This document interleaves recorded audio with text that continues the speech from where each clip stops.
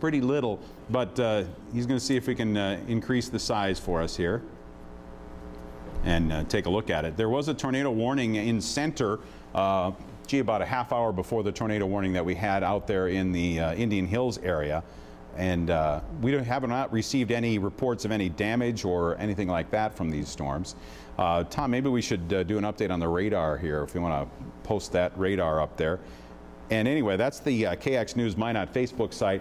We have lots and lots of people who are going there nowadays, and we hope you'll go there too. Here's a look at the radar. What do you see here, Tom? Well, first off, we still have a tornado warning. I mean, it's farther south. It's actually Morton County. Okay. The storm is 33 miles west of Bismarck, but it's still a tornado warning, and that'll be in effect now until 3:15 according to this. So that's just about a minute from now, but it's moving northwest at 5 miles an hour. So what we're seeing is these storms kind of, as you used the terms earlier, kind of moving backwards. Most people expect the storms to move from west to east. These are kind of going from southeast to northwest or west. And the other thing to notice here, you know, last night around Plaza, there was a tremendous amount of rain, 4.75 inches around Plaza. Now Montreal County has got another line, has another line of thunderstorms, and they're just meandering. And these storms are dropping a lot of rain right now.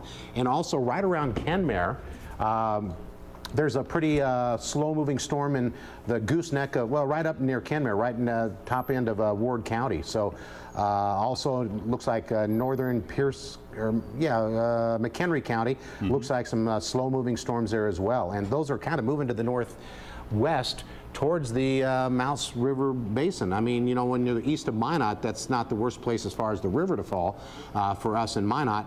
But, you know, the storms around Kenmare, that's got to drain somewhere. Isn't that in the area that drains right into the to the Mouse? No, it goes into the Des Lacs River there. The Des Lacs. So if you follow Highway 52 up, that's the Des Lacs Valley, and so all of those beautiful hills there drain all their water down into the Des Lacs River. It still makes its way down here. Oh yeah, and in a hurry too.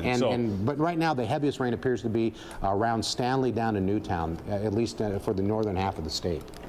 You have to talk a little more. Oh, okay. Well, I'll just take a look at these radars. And what I'm looking at here, we'll zoom down to Montreal County right now and take a look at the storm around Stanley. And you'll notice that there's not like super dark reds. We're not seeing any purples or anything like that.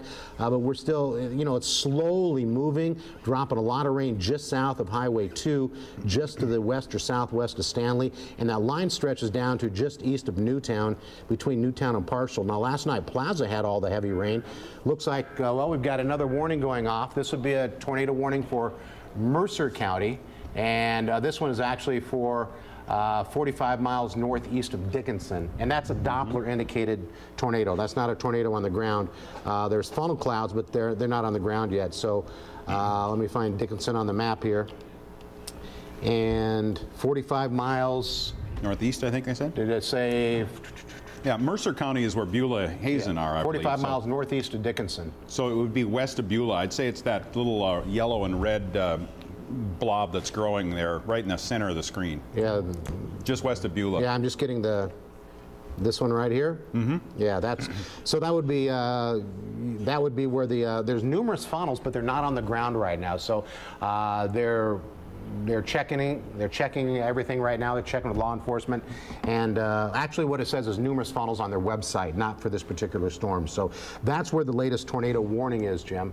But we also have a line of storms stretching from, well, you know, just south of Parshall. You can even take a look at that line right up through Montreal County, part of western McLean County, through Parshall. And you know what? That's not moving a whole lot. And so that's probably dropping a lot of rain. And we also have some thunderstorms developing around Berthold.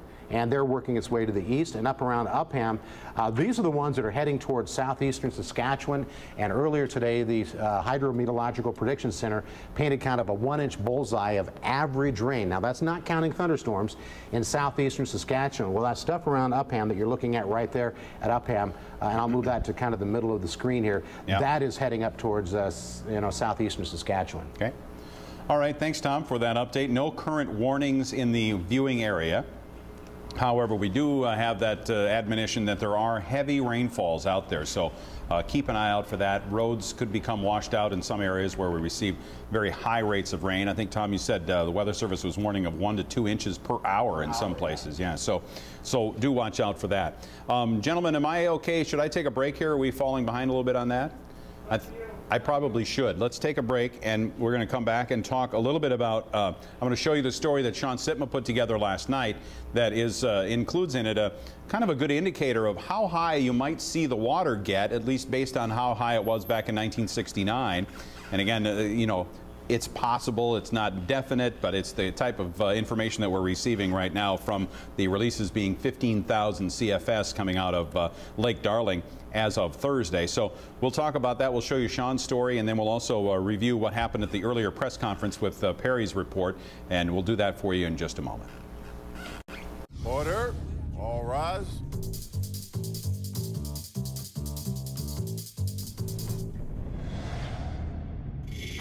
Listen, there's only one attitude here. Mine. I get paid for it. You don't. Let's go.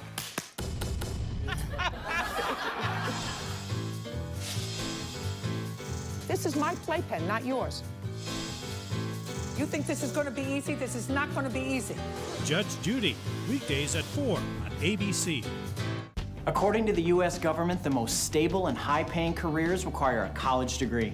That's why Rasmussen College offers you in-demand program options.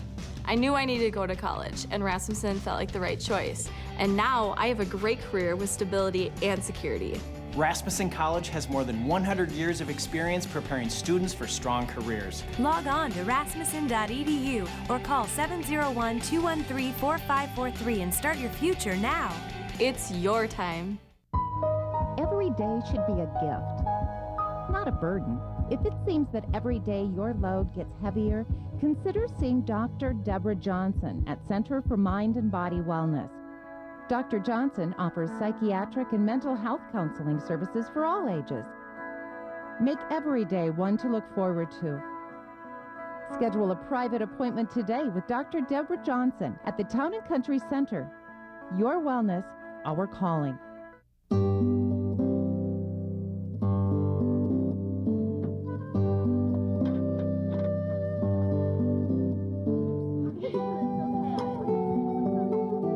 One of the 6 pillars of character is caring.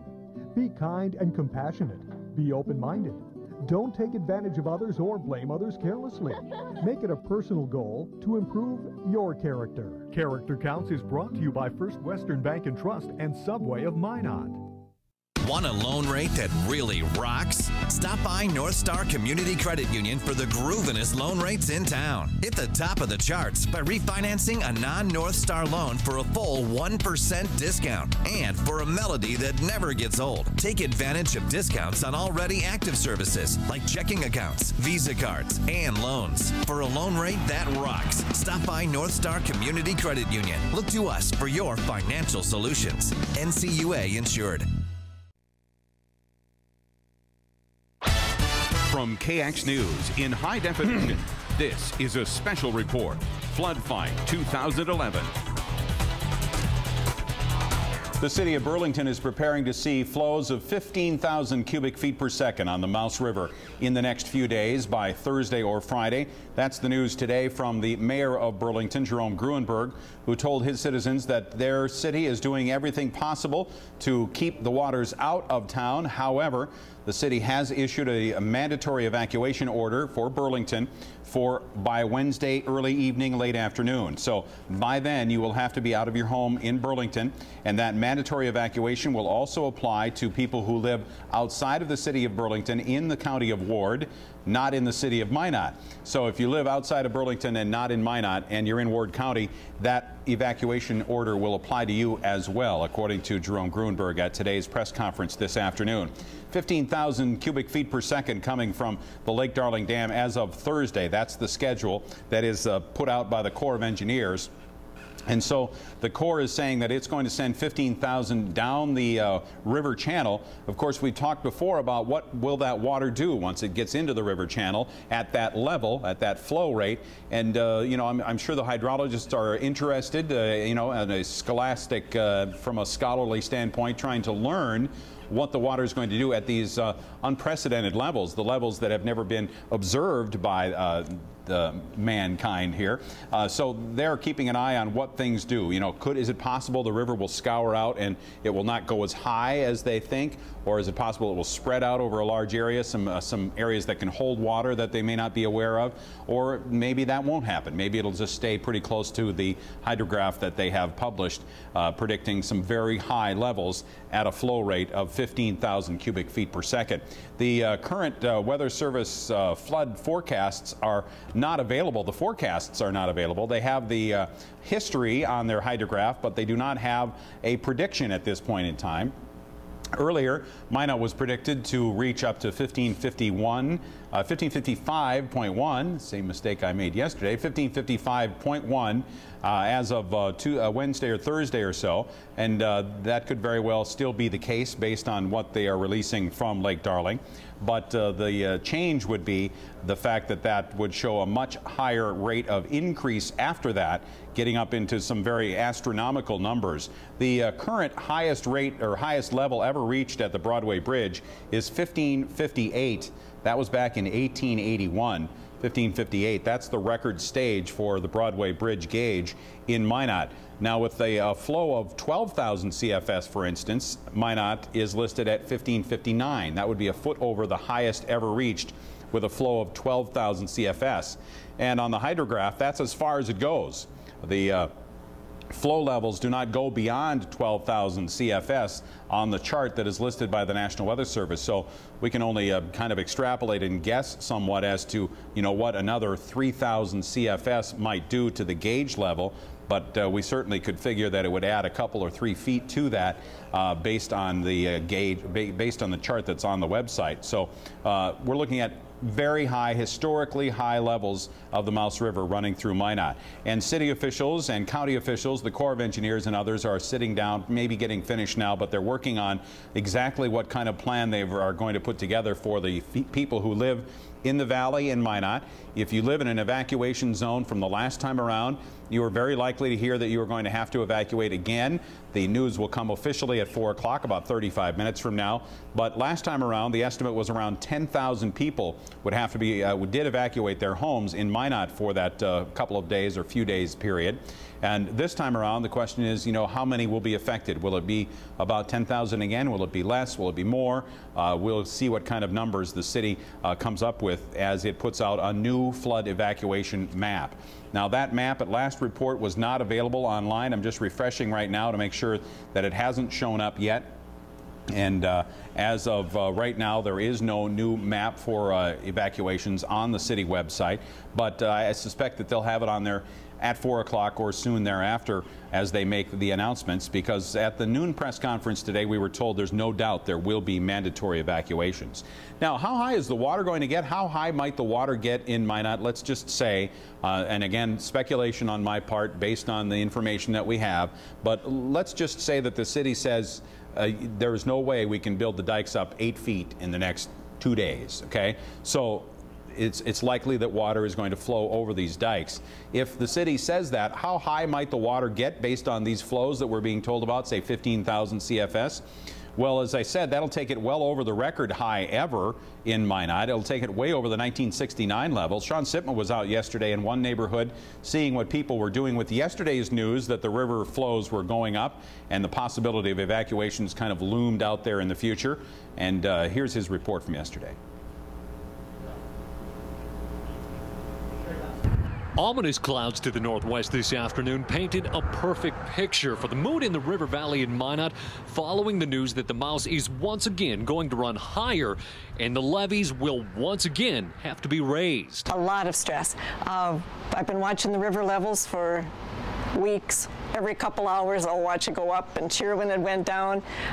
Today was not a good day. Donna Runyon was one of more than 10,000 evacuated June 1st and returned when the order was lifted. Since then, she says she's been living out of a suitcase, wondering, worrying, and waiting. Otherwise, find a place to stay, and here we go.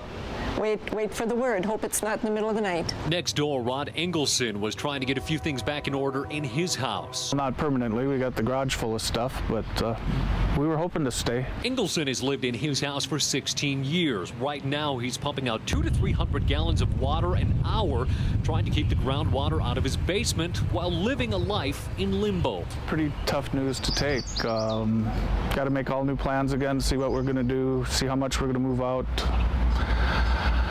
see what we're going to leave. That decision might be made soon, as news that the remaining bridges in the valley might be closed off when the dikes are raised, and that would leave residents in Zone 4 only the 6th Street underpass and Maple Street as a way out of the river valley. I'm ready for it to be over.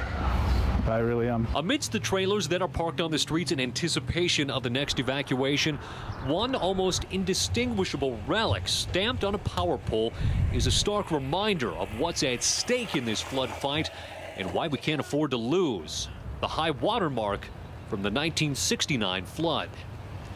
In Minot, Sean Sipma, KX News. And that little piece of metal is on that power pole in Minot in the western part of town that Sean discovered yesterday afternoon, showing how high the water got in 1969. Now, the city held a press conference at noon today to kind of give us the first heads up that things were not looking good for the river levels in the Minot area. Here is Perry Olson's report on what was covered at that press conference today at noon. The problem? The Canadian dams we took you to yesterday. The releases there flow south into the U.S. west of Sherwood. According to the National Weather Service, inflows at Sherwood are projected to be around 25,000 CFS. As of now, Lake Darling releases are at 8,600 CFS, and the plan is to keep those levels around 10,000 CFS or less through Minot, to give the city and residents a few days to prepare. A few days to prepare for what appears to be a flood event that the city has never before seen in recorded history. The system made to protect Minot may not be enough to save the valley from waters that should arrive from Canada at the end of this week and into next week. We want residents that were in the previous evacuation zones to prepare for evacuation. We are working on getting another profile inundation map to see if we will need to expand that area. There is no doubt that mandatory evacuations will take place, but we need time to take a look at the new inundation maps and get more information at the 1 p.m. conference call. You heard that right. More areas of town may be added to this evacuation zone area. So if you are on the edge, not in a zone right now, you too may want to begin the process of preparing for massive amounts of water. How about the dikes? Well, contractors we were told were at the ready are still being lined up. But listening to the Corps official today, the work they may be doing might be different than working on primary levees. Our contracting office right now is moving full steam to get all contractors on board that we can. Whether or not we can hold the levees, we will fall back to critical infrastructure. So we, no matter what, we are bringing all the resources we can in to protect what we can based on the inflows. Critical infrastructure, be it water treatment plant or other locations, seems to be the direction we're headed here, listening at today's first press conference. The best advice, if you are in an evacuation zone, prepare for the worst, for evacuation and water on your property, and to be gone for some time. Nobody knows what will happen for sure, but indications are this may be an event that no man can stop. Perry Olson, KX News. And about a half hour from now, we expect to hear from the city officials about what their plans are and what we can expect as citizens of Minot in the way of perhaps mandatory evacuation orders and perhaps an admission from city leaders that we may not be able to keep the water out of a large chunk of the city of Minot along the valley that runs, you know, where the Mouse River runs through town. I want to just correct something. I was looking at our Facebook site here, and I realized that I apologize. I had said Robindale, and I guess I meant Robinwood. Robinwood is the area out by the country club out there between Burlington and Minot. I apologize for that, but that'll be one of the areas that's under an evacuation order from the county as of Wednesday in the early evening. Now, you know, rainstorms are always a possibility to add to our misery, and we have a pretty good rainstorm going on right now. From what I can hear above me here, we have this metal roof here, and so when it rains pretty hard, we can hear it. Tom's on the weather mic here, Donovan, if you want to turn that on, but we can also put up the radar, I suppose. And can I point out something here? Sure. We have an incredible rainstorm, and look what color it is. Radar, yeah. It's green on the radar. And that is an incredible amount of rain, and normally you would expect yellows or reds.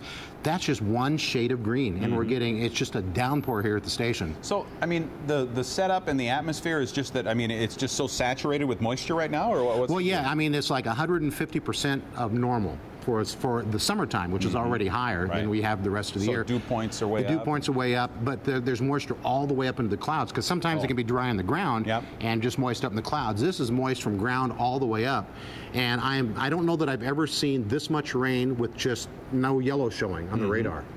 That's just, and it boggles my mind right now. At least an inch per hour right now. Yeah, well, yeah, an inch an hour rate. Not that it's going to rain for an hour, but yes. The Hydrometeorological Prediction Center was saying 1 to 2 inches of rain per hour, north central and northwestern North Dakota, and it is raining like crazy right now. All right, and maybe you could zoom in on that a little bit, Tom. Just let's do a little radar tour here. Okay, well, let's start. Where do you want to start? Well, let's go zoom in Minot for the second here. Okay, now I'm going to get, you know, we're going to get a new frame in here in just a minute. It looks like at about well, 2 minutes for the next frame to come in. So if you live in the north part of town, it's not raining where you are, but you wouldn't believe how hard it's raining here on the south end of town.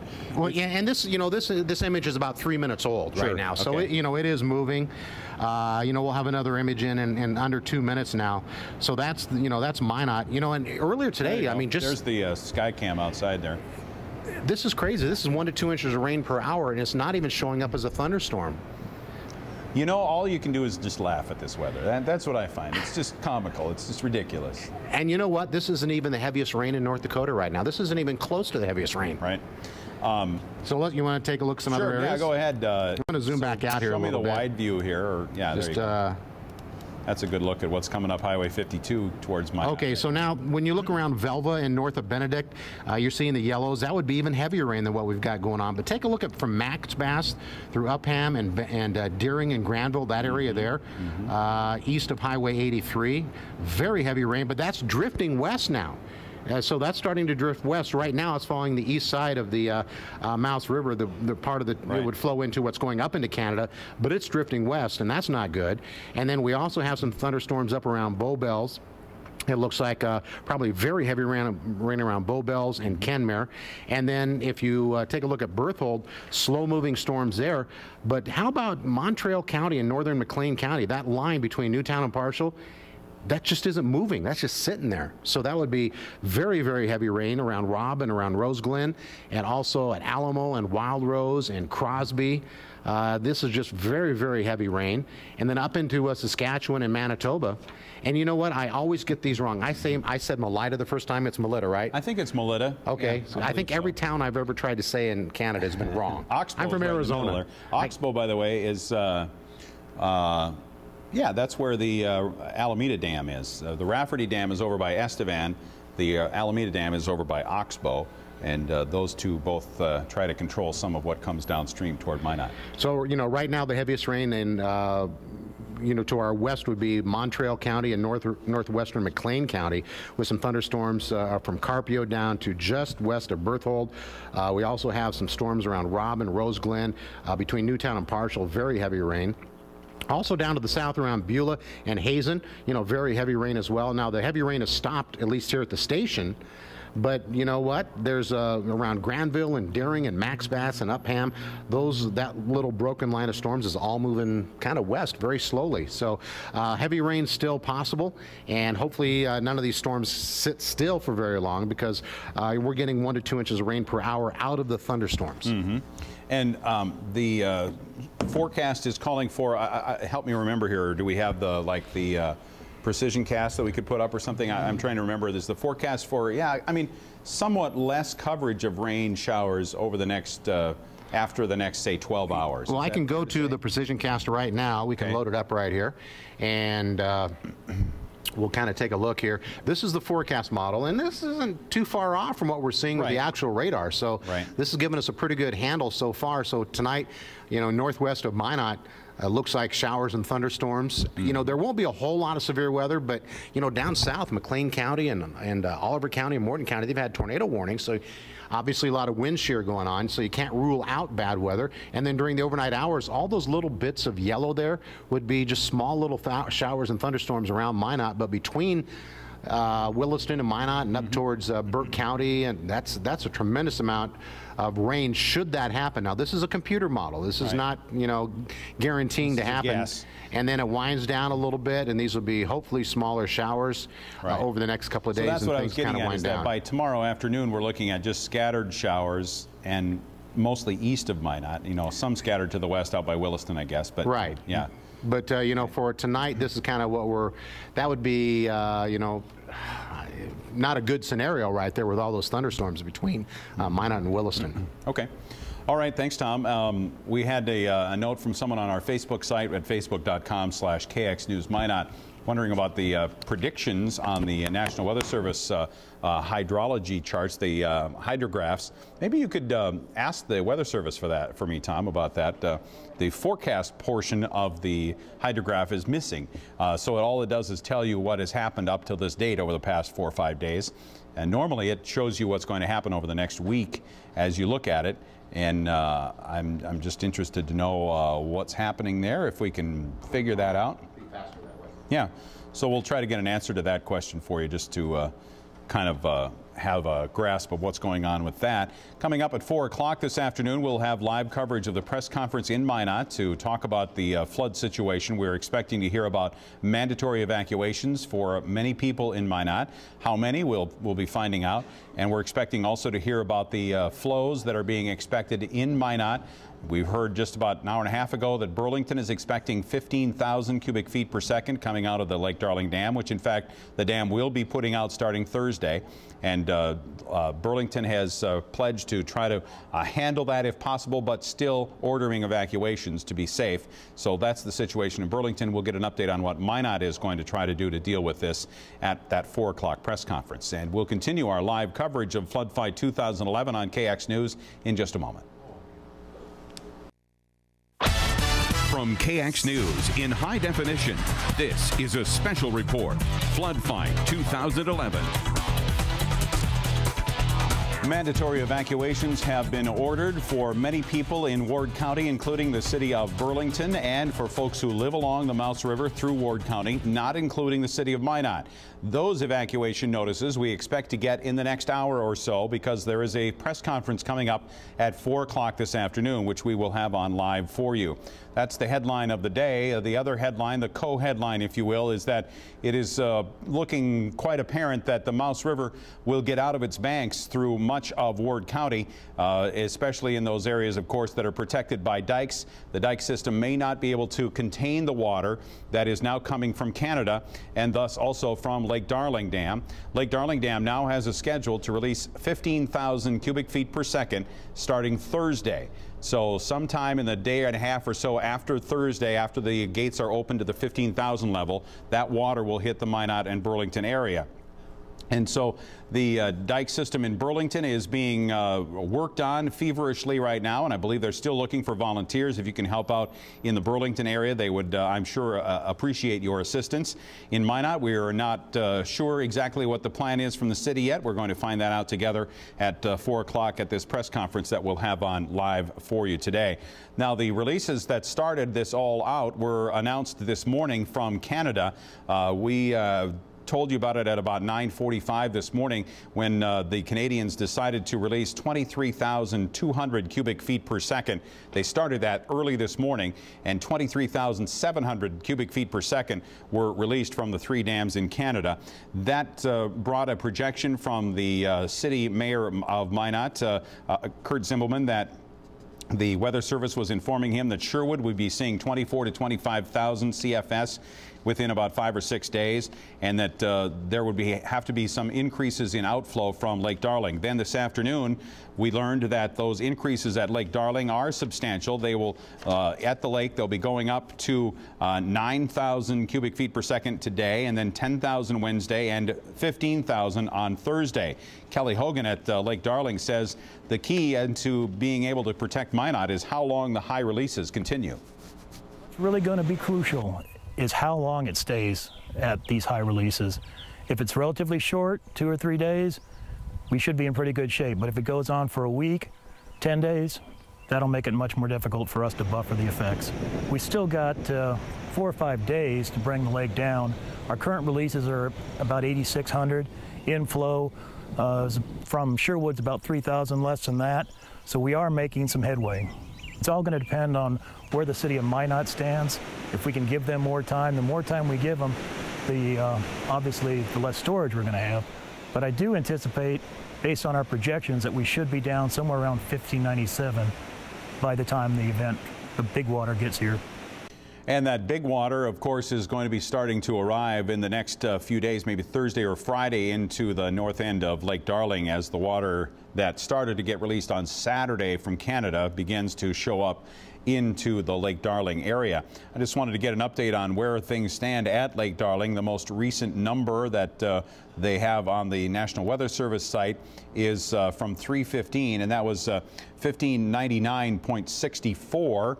And again, he was saying they're hoping to get down to 97, and that would create about 4 to 4.5 feet of storage space excuse me, in Lake Darling, if that were to be the case. However, subsequent to that interview, Kelly Hogan was informed by the Corps of Engineers that he would be increasing his releases to over 9,000 cubic feet per second today, and then 10,000 Wednesday and 15,000 on Thursday. So when those big numbers start showing up from Canada on Thursday or Friday, it will be close to being what is being released on the other end at the dam, but eventually the inflows are likely to overtake the outflows at Lake Darling, even at that very high release rate of 15,000 cubic feet per second.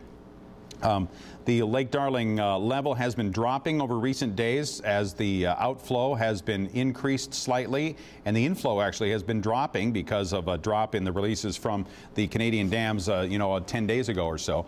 But that will all kind of switch around in the next few days. The press conference is coming up at 4 o'clock. That is about 13 minutes from now. I want to take another commercial break and get that out of the way and get ready to help you view and listen to the mayor and the other folks who will be speaking to us at 4 o'clock this afternoon. We'll be back with more in our flood fight coverage in just a moment. From KX News in high definition, this is a special report, Flood Fight 2011. Well, the slow-motion water torture of 2011 continues for folks living along the Mouse River in the United States as high water flows from Canada begin to make their way down. We're looking for major flooding to overtake many areas of our viewing area. We start first in Rainfall County, where the county emergency manager has issued an evacuation order for people living in the Mouse River Park area, as well as other areas along the Mouse River in the valley in Rainfall County. That would be followed then by the water getting into Lake Darling, and the dam there is going to start putting out 15,000 cubic feet per second as of Thursday of this week. So then once that hits, the water downstream will be going up significantly in volume and in gauge readings. We are expecting flows to hit 15,000 at Burlington, perhaps by Friday. Thursday or Friday is the timetable that Mayor Jerome Gruenberg gave to his citizens this afternoon.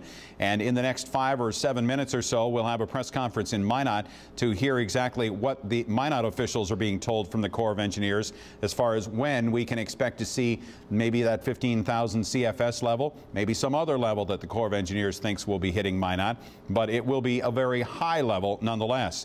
You'll remember yesterday the Corps told us that dikes were being raised in Minot to handle a flow of 11,000 CFS with no freeboard, no extra space above. Well, now we're talking about 15,000 CFS perhaps.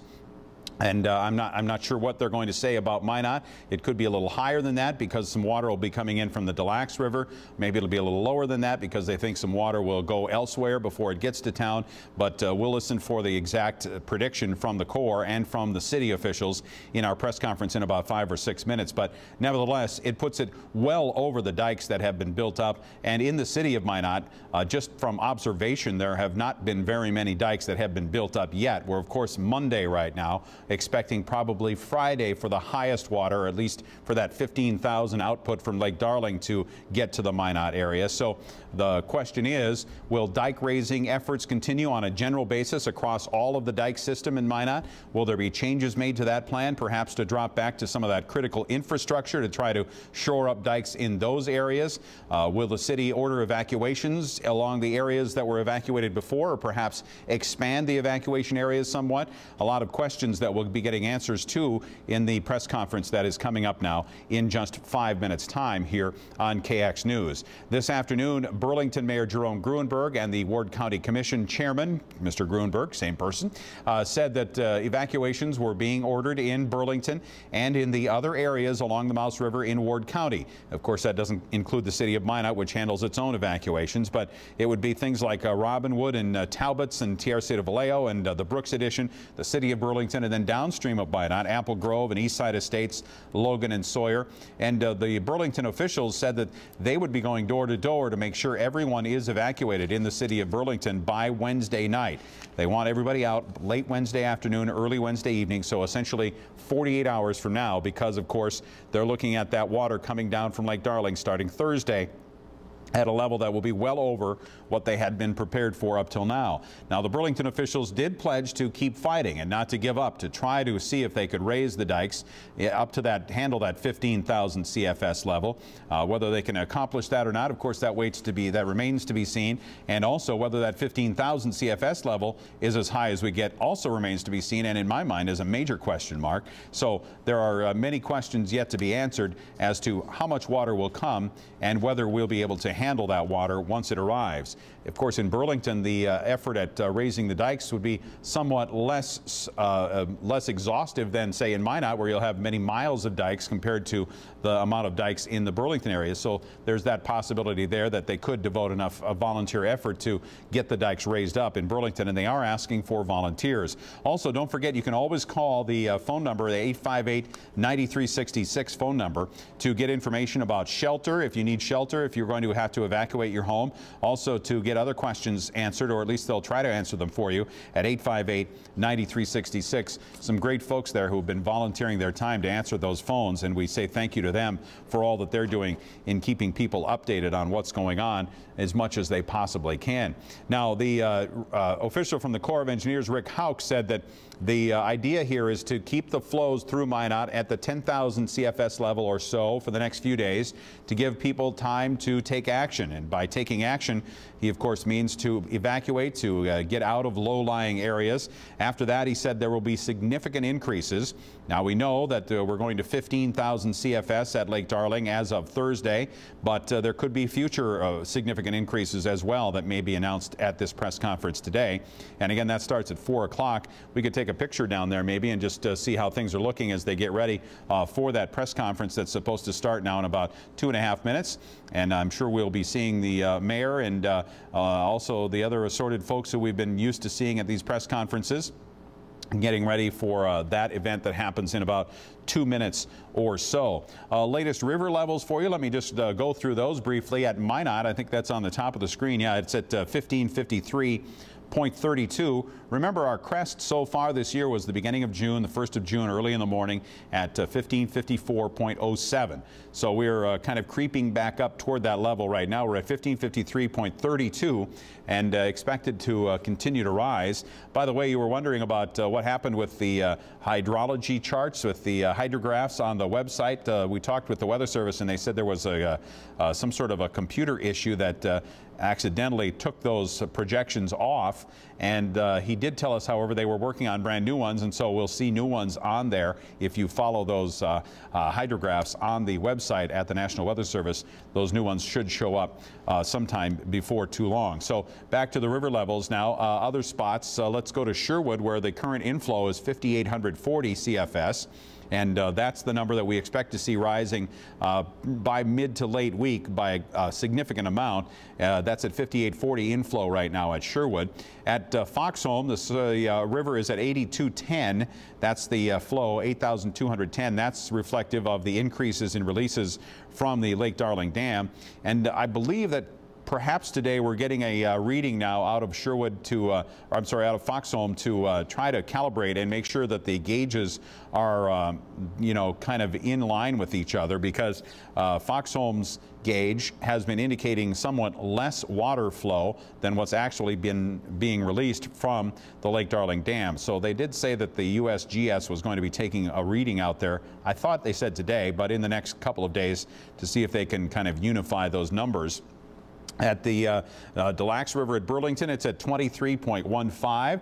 The highest it reached so far this year at Des Lacs was up in that 24.5 range, so it's down from that at 23.15.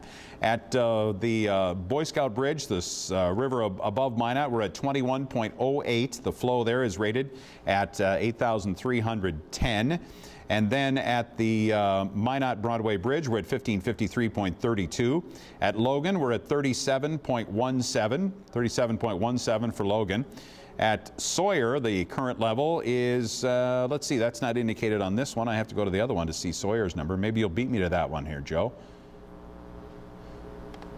I want to give you Sawyer's number before we go too much farther. Make sure let me know if we start talking down there, and I'll stop talking. You can, Sawyer right now is at 24.34 is the current stage at Sawyer. So that's the latest update for you there. And up and down the river, we still have very, very high levels and more high water coming. Let's take a picture of the press conference area now down at City Hall as the folks are waiting to get started. You see Alan Walter in his spot there in the front row to be able to answer questions should any arise that his expertise can help to answer. I see Jean Shemp in the front row there, and she'll no doubt have some questions today. Perry Olson is down there to ask questions as well, and I'm sure that folks from KCJB Radio are there, as well as K-Heart Radio. They've been there in the past, and also from KMOT TV and from the newspaper. All these folks are assembling, getting ready to ask questions based on what they hear from the city officials. The city officials held a press conference already today back at noon. That was because of the very high numbers that were indicated from Canada. We were told that Canada was putting out 23,000 plus CFS from their 3 dams, and that forced the city to kind of quickly just get the word out and let everybody know. We told you about it early this, or midday, I guess, mid-morning at about 9:45. We told you about it in a special report that lasted about an hour and 15 minutes. And then at noon, the city held its press conference to make it official and talk about the numbers and talk about the fact that we are going to be seeing mandatory evacuations. So that screen in the background there will be part of our coverage, no doubt, because those mandatory evacuations will include a map that they'll put up on the screen that we will shoot for you so you can see it. They're zooming in on it right now just to give you an idea what you'll be looking for. I'm just checking the city website right now, and it has not updated with any new evacuation zones, and I cannot see that map well enough to know if that's a different map than what we had before or not. So I'm going to have to leave that up to Perry to tell me that's not a different one. Okay, so that's the thumbs down. That's the old evacuation map. And so we're expecting to see a new evacuation zone map coming out from the city during this press conference that is scheduled to start a few minutes ago. The folks at Lake Darling Dam are, you know, they're the ones who operate the gates there at the dam, but right now they are under the direction of the Corps of Engineers, and so the Corps has ordered to increase flows from Lake Darling. And so Lake Darling is going to begin over 9,000 CFS today. There's Alan Walter, the City Public Works Director. Over 9,000 CFS today, and then going up to 10,000 CFS on Wednesday and hitting 15,000 CFS on Thursday. Beyond that, that. We do not know if there are plans for further increases in the releases or what the plans would be beyond that 15,000 mark on Thursday. But that's what Burlington officials are dealing with, and they had their press conference this afternoon at 2 o'clock to say that they were ordering evacuations in the town as of Wednesday evening, and they were also going to go to work to see if they could raise their dikes enough to handle this new flow level of 15,000 cubic feet per second. They said we're not going to just give up. We're not going to walk away from it. We're going to keep doing it until it's no longer safe for us to work on the dikes. And so that's the plan for the folks in Burlington. And by the way, they did mention also they are in need of volunteers and are happy to accept volunteers if you can help in the Burlington area with that sandbag effort that they are now undertaking. The City Hall has been a busy place in the last week or two, or 2.5 weeks, I guess, with press conferences on and off, talking about various things. And you think about how things have kind of come and gone. We were kind of thrust into this late in May when we suddenly realized there was a huge amount of water on the Des Lacs River that was going to be coming down and adding to the releases that were already going on the Mouse River from Lake Darling, and perhaps causing a problem in Minot. There was the projection, you'll remember, from the Corps of Engineers that it could get up to 1558. And we're not on, are we? Am I missing anything here? Okay, sorry. I just heard voices in there. I thought maybe the press conference was going. But remember the time we had the Corps of Engineers say, well, 1558 is the projection. Our dike system is only built up to 1556. And so you see the problem. That's why we had the evacuations. Of course, it only got up to 1554.07 early on the morning of June 1st. Then after that, folks were allowed to move back home. Things kind of went up and down just a little bit. We dropped below 1553 for a while. Then it was back over that. And then as recently as a week ago, we were below the 1553 mark. In fact, just a few days ago, we were down below 1553. But then came the news on Friday night, Saturday morning, that the dams at Canada, the Estevan area dams, the Rafferty, Alameda, and Boundary dams, were going to be releasing much higher flows than they had to that point. Their lakes were full and they had to start releasing. So they did increase their releases into the 10 to 12,000 CFS range on Saturday, and then it went up to 17,000 CFS on Sunday, and today it went up to over 23, almost 24,000 CFS because of the pressure on the dams in Canada. Mayor Kurt Zimbelman is in the room. Let's take a look at that, and we can turn the sound up just a little bit so I can hear what's going on a little bit there, and I'll know when he gets started. And Donovan. And we see our friends from the Corps of Engineers are there. I see Major General Sprincenatic, and the Governor, Jack Dalrymple, is there. And the gentleman from the Corps of Engineers, also Rick Houck, is there off to the left of General Sprincenatic. And so we'll obviously be hearing from all of those folks, starting with the mayor. And I think as soon as he's ready, we're going to take his audio and we'll get this press conference going for you. Well, we're still holding on for just a second here, so what else can I tell you? We're expecting, obviously, to hear news about evacuation orders for citizens of Minot who live along the river valley, and we will get new maps out there. As soon as those maps become available, we'll put them on our Facebook site, which is facebook.com/KXNewsMinot. So as soon as they're available, I will get copies of them up there. And let's go to the mayor. Thank you, everyone, for being here this afternoon. Just a little bit of information that we've gotten recently. The flows from the Canadian dams will be at 23,000 CFS at Sherwood around June 27th. Rafferty's gates have been pulled, and they will be releasing 17,000 CFS for about 3 days. Alameda is releasing 1,800 CFS, and Boundary is releasing 5,000 CFS. Lake Darling is currently releasing 9,000 CFS, and on Wednesday morning, we'll begin ramping up those flows to somewhere around 16 or 17,000 CFS by Thursday morning. These numbers are changing just about as we speak. Broadway Bridge is currently at 1553.29 or 8,458 CFS. The National Weather Service is predicting Broadway Bridge will go to 16 or 17,000, or about a height of 1563 feet on June 26th or 27th. To put things in perspective, these levels will exceed the 1969 flood level of 1555.4 and exceed the all-time recorded flood stage level of 1558 in 1881. It will be 7 to 8 feet higher than the levels reached in the 1969 flood. All city bridges will be closed at these levels except for Broadway Bridge. We plan to keep Broadway open with secondary diking. We are initiating a mandatory evacuation in the original evacuation zones, A, B, C, and D. Residents will have to be out of their homes by Wednesday evening at 10 p.m. We are currently looking at inundation maps and profiles to see if we will have to enlarge these evacuation zones. Xcel Energy and MDU representatives are here to answer any questions that the press may have. Evacuation information can be obtained on the City of Minot's website at www.minotnd.org. We have started to dike around some of the city's infrastructure. These areas include lift stations, pump stations, schools, and City Hall.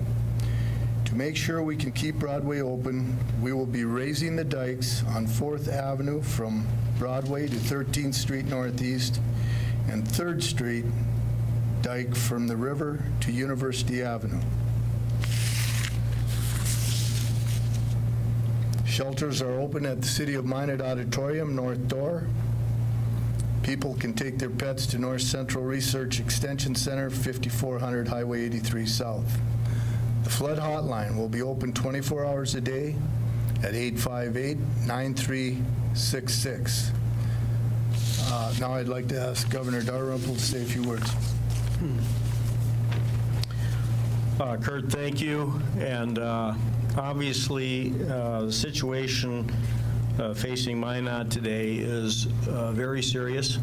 I don't think anybody should say otherwise or pretend otherwise.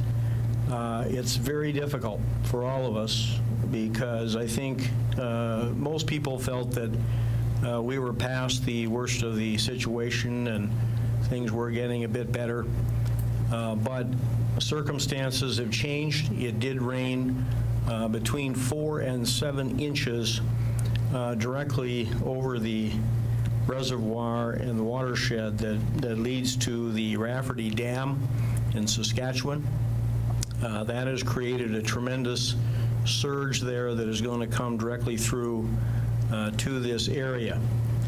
As you know, all reservoirs are essentially full, and that means that whatever comes off of Rafferty is going to have to come through Minot. The question arose right away. Does that amount of water really have to come out of the Canadian dams?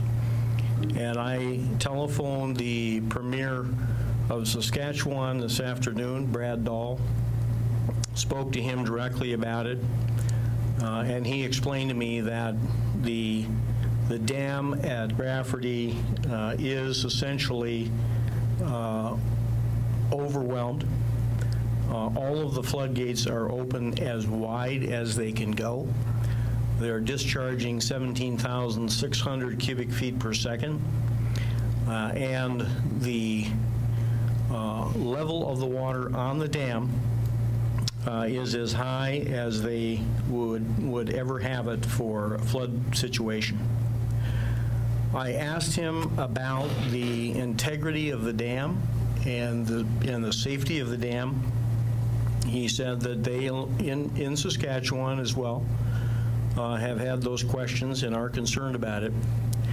And he said at this point the water level against the dam is beginning to go down.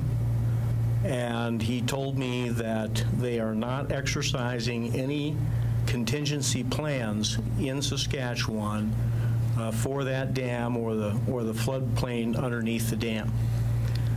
He assured me that if anything changes from another heavy rainfall, that he will contact me immediately, any time of the day or night, and tell me that they are going to a contingency plan of some kind.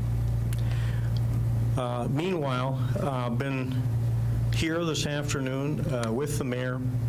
I think he's developed the right plan. Protect your essential public services at all costs. You want to keep your power and your water and your sewer going as much as you possibly can. I think he's also made a great decision to hang on to Broadway.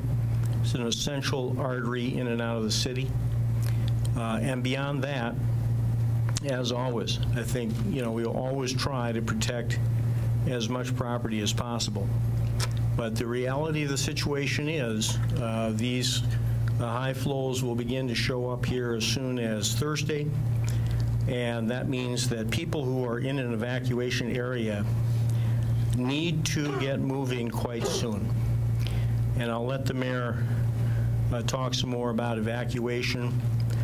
Basically, mandatory evacuations are coming, whether you're in the city or whether you're in the county.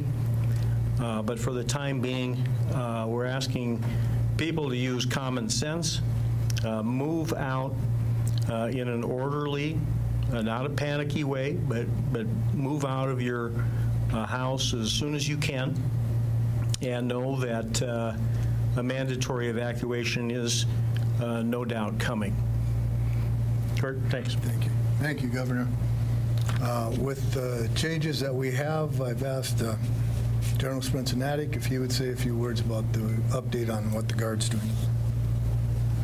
Thank you, Mayor, and good afternoon, everyone.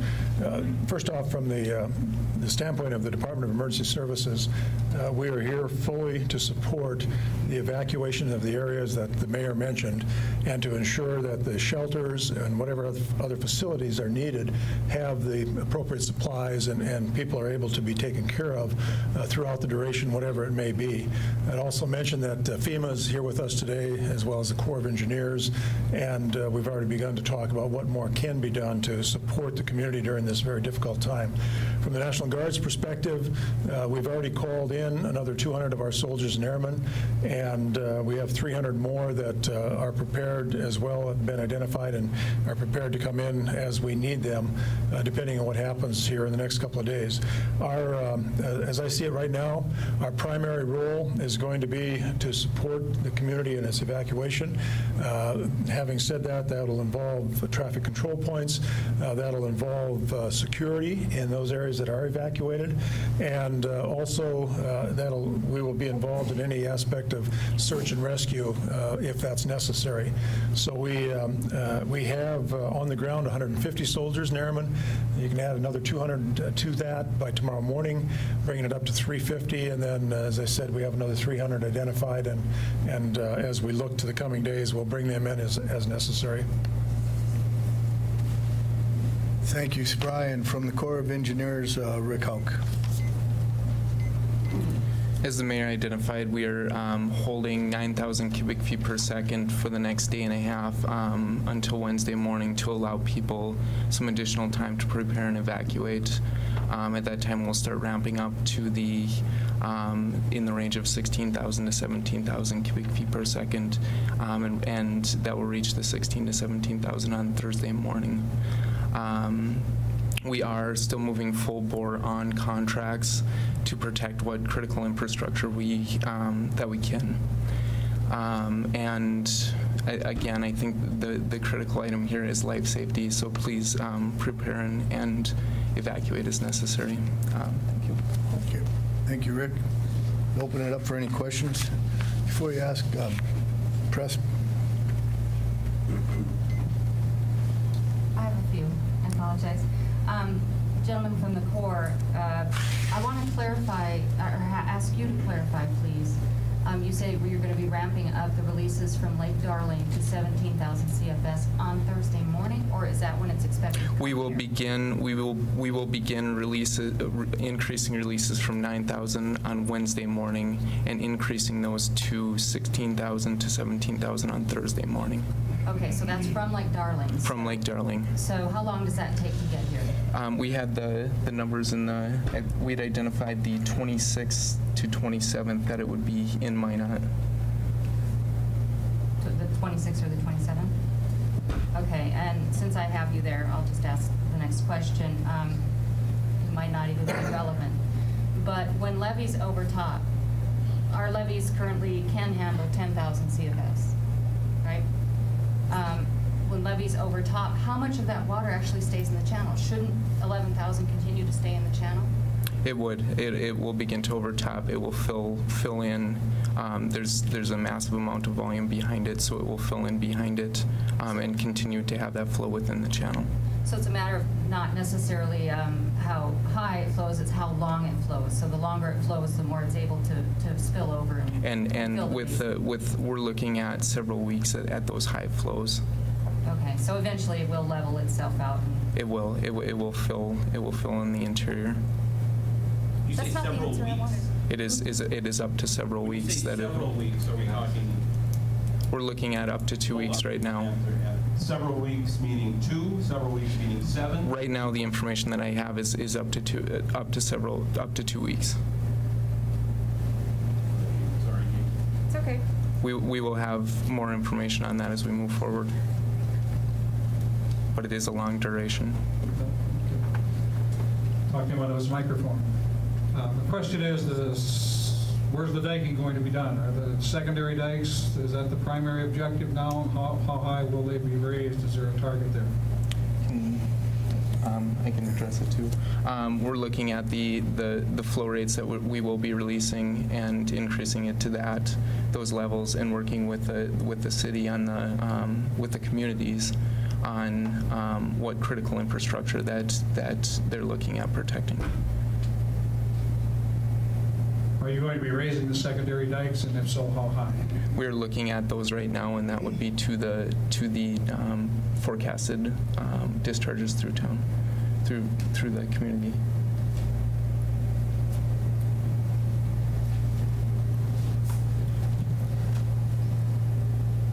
Once this happens, you talk about infrastructure, Mr. Mayor or Alan. Some people have asked me about the aquifer and city water, and I know you've addressed this, but could you fill us in a little bit on how the flooding affects the quality of our aquifer, and what your plans are to address that? I think I'll have Ellen Walter talk to that. Thank you, Mr. Mayor. Sundry Aquifer is full. This water going over the top of the bison plant area has recharged that aquifer. Our sundry wells are out there. They're going to have to be down. With this amount of water coming through, they're going to be completely underwater. So this is something that we were going to address a little later. I hadn't talked to the mayor about it, but we're going to have to ask everybody to conserve water because our aquifer is down, going to be down. So you need to think about what you're doing when you're taking your showers and baths and washing clothes and all that stuff, because it's we're going to be on the Minot aquifer with the 5 wells, or no, the 11 wells we've got in the Minot aquifer. So if I understand correctly, you're not saying that that the water supply will be cut off. It's just that we're moving to a less bountiful water supply. That's correct. So it's a conservation, not necessarily a cutting of the water. That's right. Do you foresee us being able to continue on that Minot aquifer for an indeterminate amount of time? That's something we'll be evaluating, but if it just depends on how long this thing is up on that over those sundry wells, but we can sustain for a number of weeks with the Minot aquifer. What about the water treatment plant? I mean, obviously you'll be doing whatever you can there to protect that, but is Is there a chance that we'll have an issue with the treatment facility? No, there's not. We just got the inundation maps before we came here. We know that we have to do some diking there. We're going to be diking from the water treatment plant across 16th Street over to the new pump station and surrounding that, those two facilities.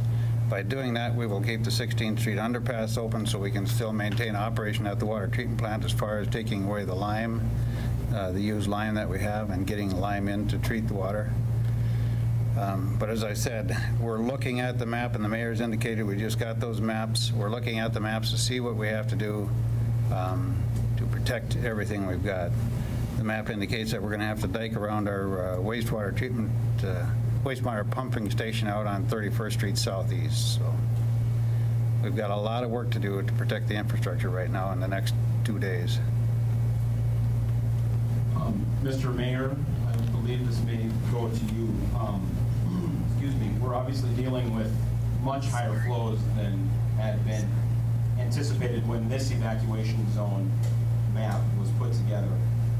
Should people just on the outside of this map be making preparations right now, assuming that it will be expanded even today possibly, or when might more people get the word that they have until Wednesday evening? As I said in my opening statement, I think there's a possibility that it will be expanded. I think it's, we're not at that point yet. Certainly in the next day or two, we'll get the inundation map and have a good chance to look at it. And I would say sometime tomorrow, we should have a better idea of just exactly where everyone in the So if you are on basically just outside of it, I mean, you shouldn't wait till tomorrow night because then you have only 24 hours. I mean, I would never tell anyone not to prepare. Let's just put it that way. I've heard enough in the conversations and the conference calls that I would definitely prepare for that to happen. Maybe a question for the court official or General Prince-Natick. I think unless the they have a map that they could get online probably even tonight. Okay. Excuse me? Go ahead. Okay.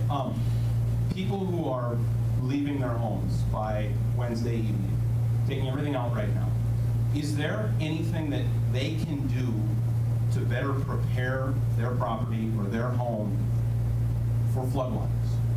I've heard people say, you need to flood your basement, but we need to conserve water, so I would assume that's a big no-no. Is there something that people should do, or is it just you just got to get out and leave it as is?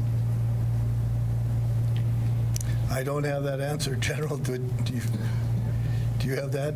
I think each individual has to look at their property. We've had some people call and say, I'm going to be flooding my basement. I'm going to turn on the faucets now. Well, I would assume that's absolutely no. Well, what Alan has said. Yeah, we certainly wouldn't want to see that that happen.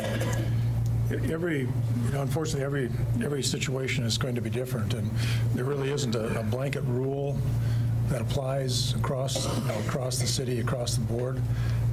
It's just there's no easy answer to your question because every home, every structure is going to be different, and they're going to face a different circumstance. So the most important thing right now is to evacuate your home, get everything out, and make sure that when the high flows arrive Thursday, Friday, whenever it is, that the structure is there and everyone is out safely with their belongings.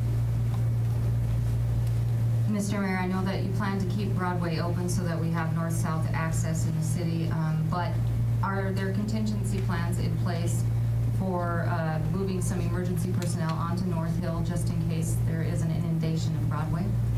I know we have a fire station up there, but ambulance and police and that sort of thing. Or are you fairly confident that Broadway will remain passable? I'm fairly confident we can keep Broadway passable, but there are contingency plans. I'm getting a yes from our fire chief and our police chief. Will Broadway be passable for everyone or just emergency vehicles? I mean, can Joe Q. Public use Broadway next week? At this point, that's what our hope is, that That'll be the north-south along with the bypass.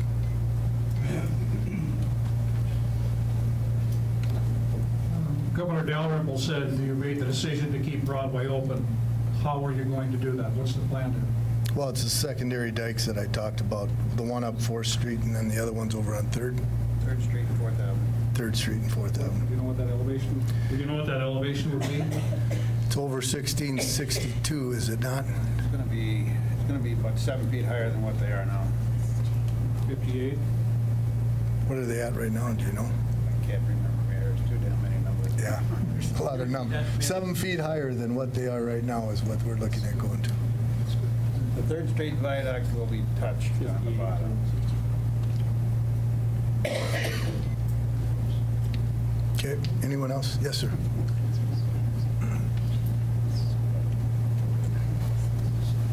I'm concerned about other communities and so on that try and get access to Trinity healthcare facilities. What about people like Quentin Burdick Memorial Hospital on Belcourt? I understand they make daily trips to Trinity Hospital and so on. I took a trip out to Fort Taunton last week, and Highway 2 had one lane closed down, and when I came back through Velva, there were 6 inches of water on Highway 52 just south of town. Is there access that's going to be available for emergency vehicles? Are they going to have to life flight people in or whatever? By the way, I applaud the mayor for making the decision to keep Broadway open. That's fantastic. Thank you. I don't think is anyone here from Trinity that would want to speak to that? I don't know if they've made contingency plans. I mean, this water is everywhere right now, and it's hard to keep up with it. But I would think that they would have made some kind of contingency plans. Do we have somebody? No, I guess we do. Sorry about that, but I don't have anyone here from Trinity. The bypass, west bypass, any concern about that water coming over there? Will that be a north-south route as well? That will be a north-south route. It will be, okay. And then a question for the governor, if I may. You had talked to the premier, you said, and just today, you got the feeling, you were talking about, you know, the structure itself and the dike and holding up, or I mean, the dam, excuse me. You got the feeling from him that they're confident that it can handle what it's getting, and it is getting better. When we start talking about that stuff happening, I think that really throws red flags up for people. I mean, you got the feeling that people should not worry about that? Yes, I think for now, it appears that the situation is under control. It's you know, a serious question when anytime you see a dam getting close to its actual top, and it is within 1 meter of the top. If it were to rise much higher, they have contingency plans to build an emergency spillway. But as of them right now, the line of water at the dam is going down slowly. And I think they feel that if they can keep these releases going that they're currently letting through for about another 3 days, they'll have it back to a level that they're very comfortable with.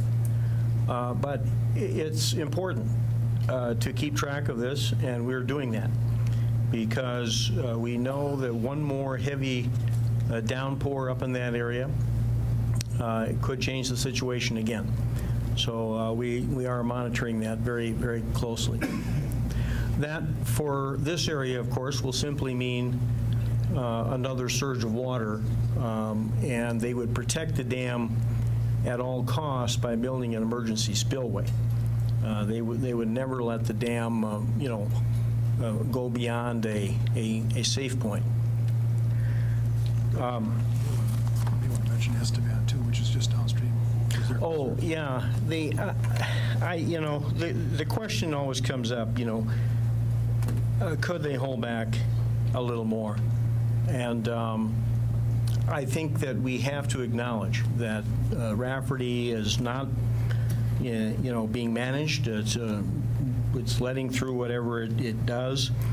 The Boundary Dam is already spilling over into the reservoir for Rafferty, and Alameda is maxed out. They have approximately 7,000 CFS coming down on Estevan before it comes this way, and the citizens in Estevan are very upset because of the amount of flooding and the amount of damage that's already taking place in Estevan. So we're confident that the folks in Saskatchewan have done, up until this time, everything that they can to help us, and still are trying to do that. I wanted to mention too, since nobody else did, about rural areas are also going to be in a serious situation. The statistics that have come out regarding Logan, Sawyer, Velva, Bantry, at various dates along the way, will be flows much, much higher than have ever been seen before in history. And that, of course, has great implications for those communities. Their leaders and emergency managers have been on the telephone calls with us. They're well aware that high flows are coming their way as well. But generally speaking, county commissioners are in touch with the situation. They know that some mandatory evacuations are coming. Can you speak to the FEMA situation, the denial that we got statewide here last week? Just speak to where we stand FEMA-wise. Just quickly, I would say that in the last 48 hours, I have seen a lot of activity in the Bismarck-Mandan area. FEMA personnel taking inventories of homes that are threatened by floodwater, both tours by boats and by helicopter. And I think with that increased level of inspection, we can be very optimistic that we will meet the threshold for individual assistance. Governor, I hate to bother you again, but will that be for the state of North Dakota, or are they going to, just look at the Bismarck area? No, that would be for the entire state of North Dakota, and that would mean for any individual, even someone who has yet to be damaged by floodwater would be eligible for the various forms of help that brings, one of which is assistance with housing costs in the event that you are driven from your home. So that begs another question, a couple actually. Number one, we should all kind of be keeping track a little bit of what this is costing us.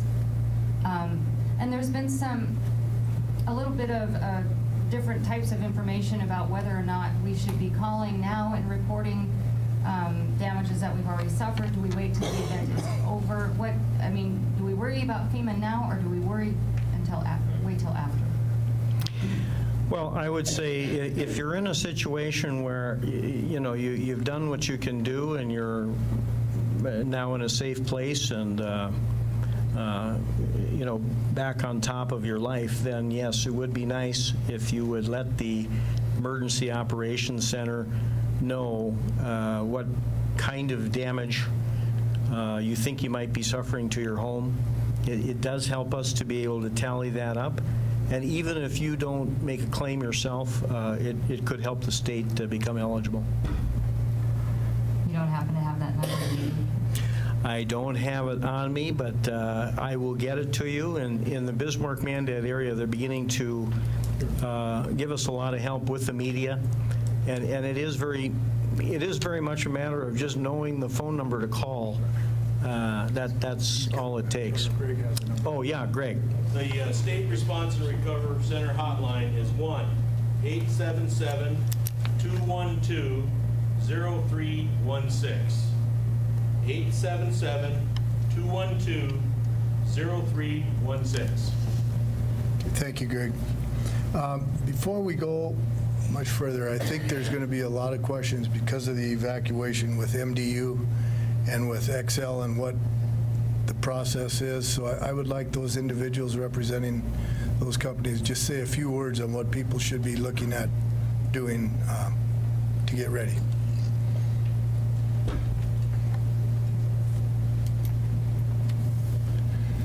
I'm Dan Olson, the Operations Manager for XL Energy. Our goal is to keep the power on as long as we can. Of course, if the water goes over the dikes areas, we're going to kill all the primary in those areas. But that's what we're going to do. If your home is on an edge and you can keep the sump pump going and you're evacuated, I would encourage you to shut off all electricity except keep that sump pump going, because you might be able to save your house that way. If it's beyond that, it gets up the main floor, then I encourage you to go ahead and shut it off. We will not be killing any power, though, to individual homes. We'll be going ahead and killing sections of the town as they get inundated, if they do. Okay. Nick? Nick Kane with MDU. We're going to be going house to house and business to business, probably starting tomorrow at noon, shutting everybody off. We have to shut each riser off in all of the evacuation zones. We are in the process right now. Our engineering department is taking a look at possibly having some areas that we wouldn't shut gas off, but we haven't determined that yet. So. Okay, thank you. Again, I don't know if everyone heard that state FEMA number is 1-877-212-0316. Okay, any other questions? Yes, ma'am. Just a couple of questions for you. Now, I have representing for Loaf and Jugs, all 3 stores and everything like that, because my boss is in Bismarck. Are you saying we should be all out, including the one over on Burdick Expressway as well, to be evacuated by Wednesday? I can't tell you which is. Are you in the exact? My store personally over by the college was in the evacuation zone, except in it, as well as Oak Parks. But my husband's is over there by the courthouse, and I need to know if that one was going to be in the evacuation or not. I think the best answer to that is call the hotline, okay, and they'll let you know if that's necessary. Okay. Now the other question for you is with the FEMA. For people that are, working and everything, and business are having closed, if those people don't have nothing to be able to go to work to, how are the people that are not in the flood areas be able to pay their rent? Well, we don't have a FEMA representative here, so I don't have that answer. Okay. Do we have a FEMA rep? Bobby, you want to address that, please? You need to come up to the podium. What was the question again? The question was is for the people that have to work or whatever, the businesses that are being evacuated, for those people that are not in the flood areas, personally like myself, if we cannot go to our businesses to work, are they going to be able to, is FEMA going to be able to help pay those people's rents as well if we can't work? No, go ahead, Bob. Well, I think we got to get to the podium here. And I just want to remind everyone this is a press conference, so I'd prefer to have questions from the press. I apologize. I can't speak to the IA program exactly what's going to be eligible and not, but I would say keep track of everything.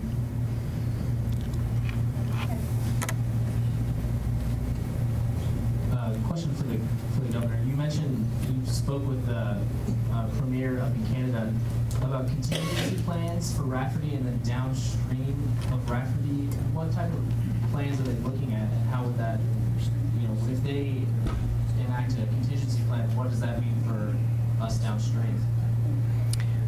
A contingency plan for them would mean the construction of an emergency spillway that would go off to the side of the main dam and allow additional water to come down.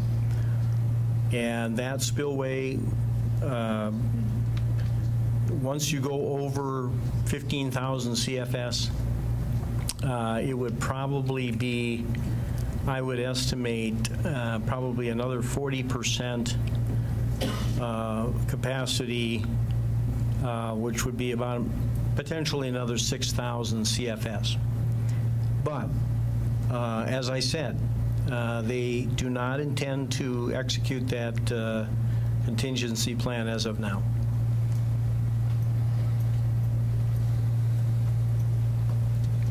Barry.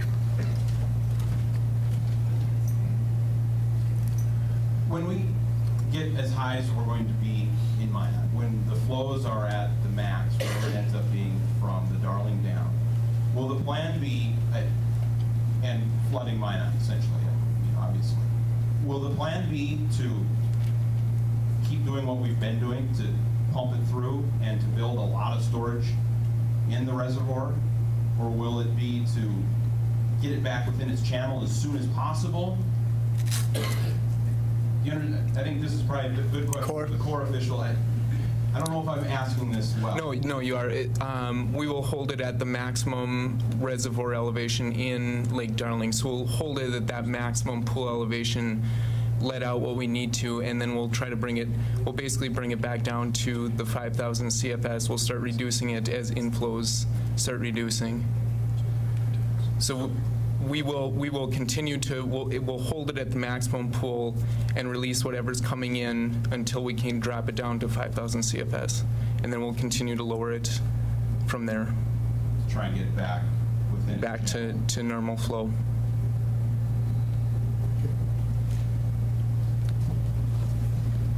We've addressed this many times at many press conferences, but we continue to get questions about the reverse 911. If you could just give the number that people need to call to register their cell phone number, and again, walk us through the process that people need to understand when it comes to the reverse 911 system and for those who are on a cell phone provider. Well, I believe the number is 858-9366. You would just call the hotline, flood hotline, to get your number registered. My understanding is the SRT numbers are all already in, and you can't be on one of those lists, the no-call list, and still be on the reverse 911. Yes, sir. What's the, maybe this is a good question for the Corps. In a perfect world, so to speak, what's the maximum amount of CFS that can come out of Lake Darling that the dikes and levees through Minot could handle? Could we raise it up higher than what we're talking about right now? What we were looking at when the numbers came out is how much capacity we'd have to raise. Last time we did it, we acquired all the resources we could, and it took 3 to 4 days in that range. We're looking at more than 5 times the volume that we'd have to do. And just, I guess for a reference point then, if those gates at the at Lake Darling Dam were open all the way, what type of CFS levels are we talking about? And with these the levels we're going to see later this week, what percentage of fully open will those gates be? The gates themselves, to prevent dam failure, can go much higher than what they are even now. They can go up to 60,000 cubic feet per second. Kevin maybe asked this, just since Mike's there, the structure itself in good shape and no concerns about the safety of the dam? I think a lot of people are wondering, the structure of the dam with so much water pushing against it, is the dam in good shape structurally? Yes, the dam is in good condition.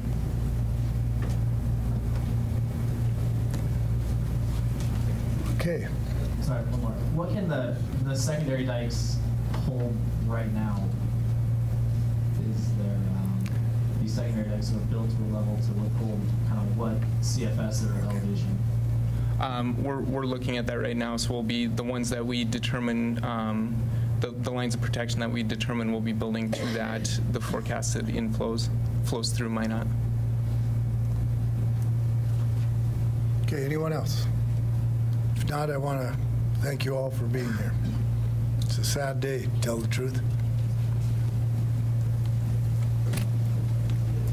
Good job.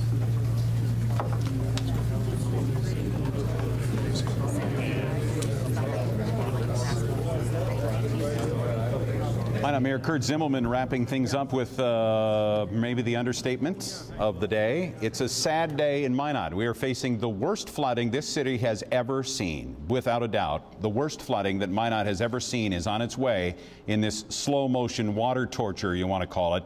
This flood of 2011, which is apparently going to end with water 7 to 8 feet higher than it was in 1969.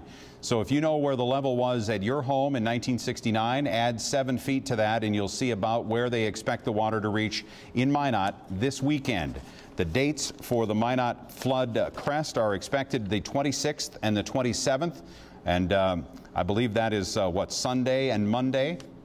So that's when the crest is expected to hit the highest level in Minot on Sunday and Monday because of the outflow from the Lake Darling Dam, which earlier in the day we were told was going to be 15,000 CFS. Now we're told it's going to be 16 to 17,000 CFS. And that is going to cause some problems for the folks in Burlington who are trying to fight it up to 15,000 CFS. I'm not sure what their reaction is going to be there. And there was no, Mayor Grunberg was not at the press conference here today. But the levels in Burlington will be high and the levels through Minot will be high. And as the governor said, the levels all the way up and down the river downstream of the Lake Darling Dam and upstream for that matter are going to be higher than they have ever been before. And that's the case whether you live in Logan or Sawyer or you live near Velva or you live in the Towner area or on the way back up to West Hope on the way out of the U.S. and then back into Manitoba. These levels will be higher than ever before seen along the Mouse River, and by a lot in some cases. It's almost kind of ironic that the dams that had been put in place and that had kept Minot from flooding over some years are now really to blame for this very huge flood that's going on, partly because they've been holding back all of this water, which now is going to become rushing down because the dams and the reservoirs simply cannot hold any more water. So this is going to be, they tell us, the largest flood in the history of the city of Minot by 7 or 8 feet. The evacuation plan is as follows. The folks who had evacuation orders in Minot last time around, a couple of weeks ago, are again ordered to evacuate their homes no later than 10 p.m. Wednesday. The evacuation deadline is Wednesday night at 10 o'clock. That is for the people who live in Minot who are in those evacuation zones that we have seen so often in the past. That evacuation zone map, I'm not sure if we have that available to us in the control room there, but if we do, we'll put that up, or we can put it up through our Facebook site or our hookup on the internet also. But you can also see that. You can get a link to that map at our Facebook site, facebook.com/KXNewsMinot. But it's the same map for now as it was last time around. So if you were in an evacuation zone a couple of weeks ago, you are once again in an evacuation zone. It doesn't matter the number, 1, 2, 3, 4, 5, 6, 7, 8, or 9. You must evacuate your home by Wednesday night at 10 o'clock. Now, officials at this press conference told us that the Lake Darling releases are going up to 16 to 17,000 cubic feet per second by Thursday rather. Wednesday to Thursday they'll be making that final push up to that level after more slowly going up between now and then. And the prediction is now for Minot's stage at 1,563 feet. If you were with us earlier this afternoon as we were talking about the possibility of these very high levels, we had guessed maybe 1,562, and we showed you the map that the city or the county had produced that showed the inundation levels at 1,562. Well, we're going to go to 1,563 is what they're telling us right now, according to the latest prediction from the folks at the National Weather Service. And the mayor said that is going to be 7 to 8 feet higher than it was in 1969. Let's go talk to Perry Olson now with Chief Jeff Ballantyne of the Minot Police Department. Perry? Yeah, thanks, Jim. Thanks, Jim. Here with Chief Ballantyne of the Minot Police Department. And Chief, you came to me and said there is something that you wanted to make sure people understand with the reverse 911. I don't totally know what you're going to say, so go ahead. What's the situation here? Well, the question was asked at the press conference about the reverse 911. We encourage all residents to enroll their cell phone numbers with that call number at the EOC. That number is then transferred down to Minot Central Dispatch, and we tabulate it, and in case that we have to use the reverse 911, we'll send those signal out using the City Watch program.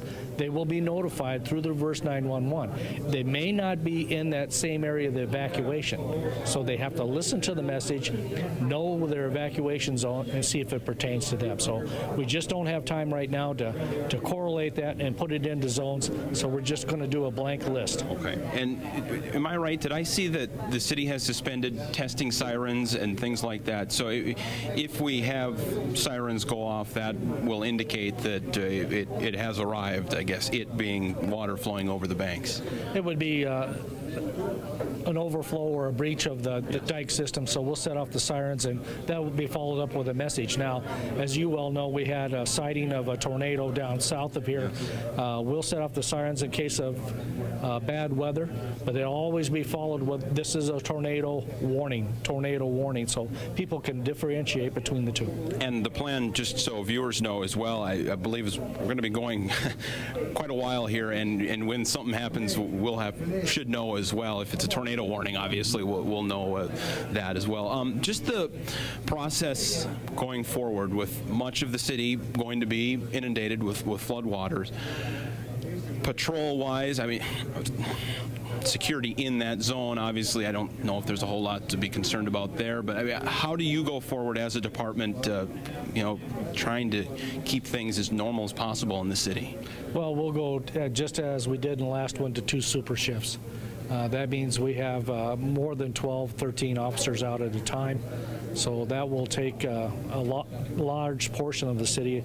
And coupled with the National Guard, they're bringing in soldiers and airmen into this city that will be patrolling the evacuated areas, along with placing them with Minot patrol officers. So there'll be two sets of eyes in every patrol car looking at different things. So a lot of manpower goes into this. Is it important here for people to stay off the streets right now, unless, this is personal experience, my brother-in-law picked up the U-Haul from me and called me 45 minutes later and still wasn't home, just because the traffic is so bad. Now, obviously, there are people that need to be moving to get work done, but I would assume if you don't need to be out there moving, you would strongly encourage them to stay home? Absolutely.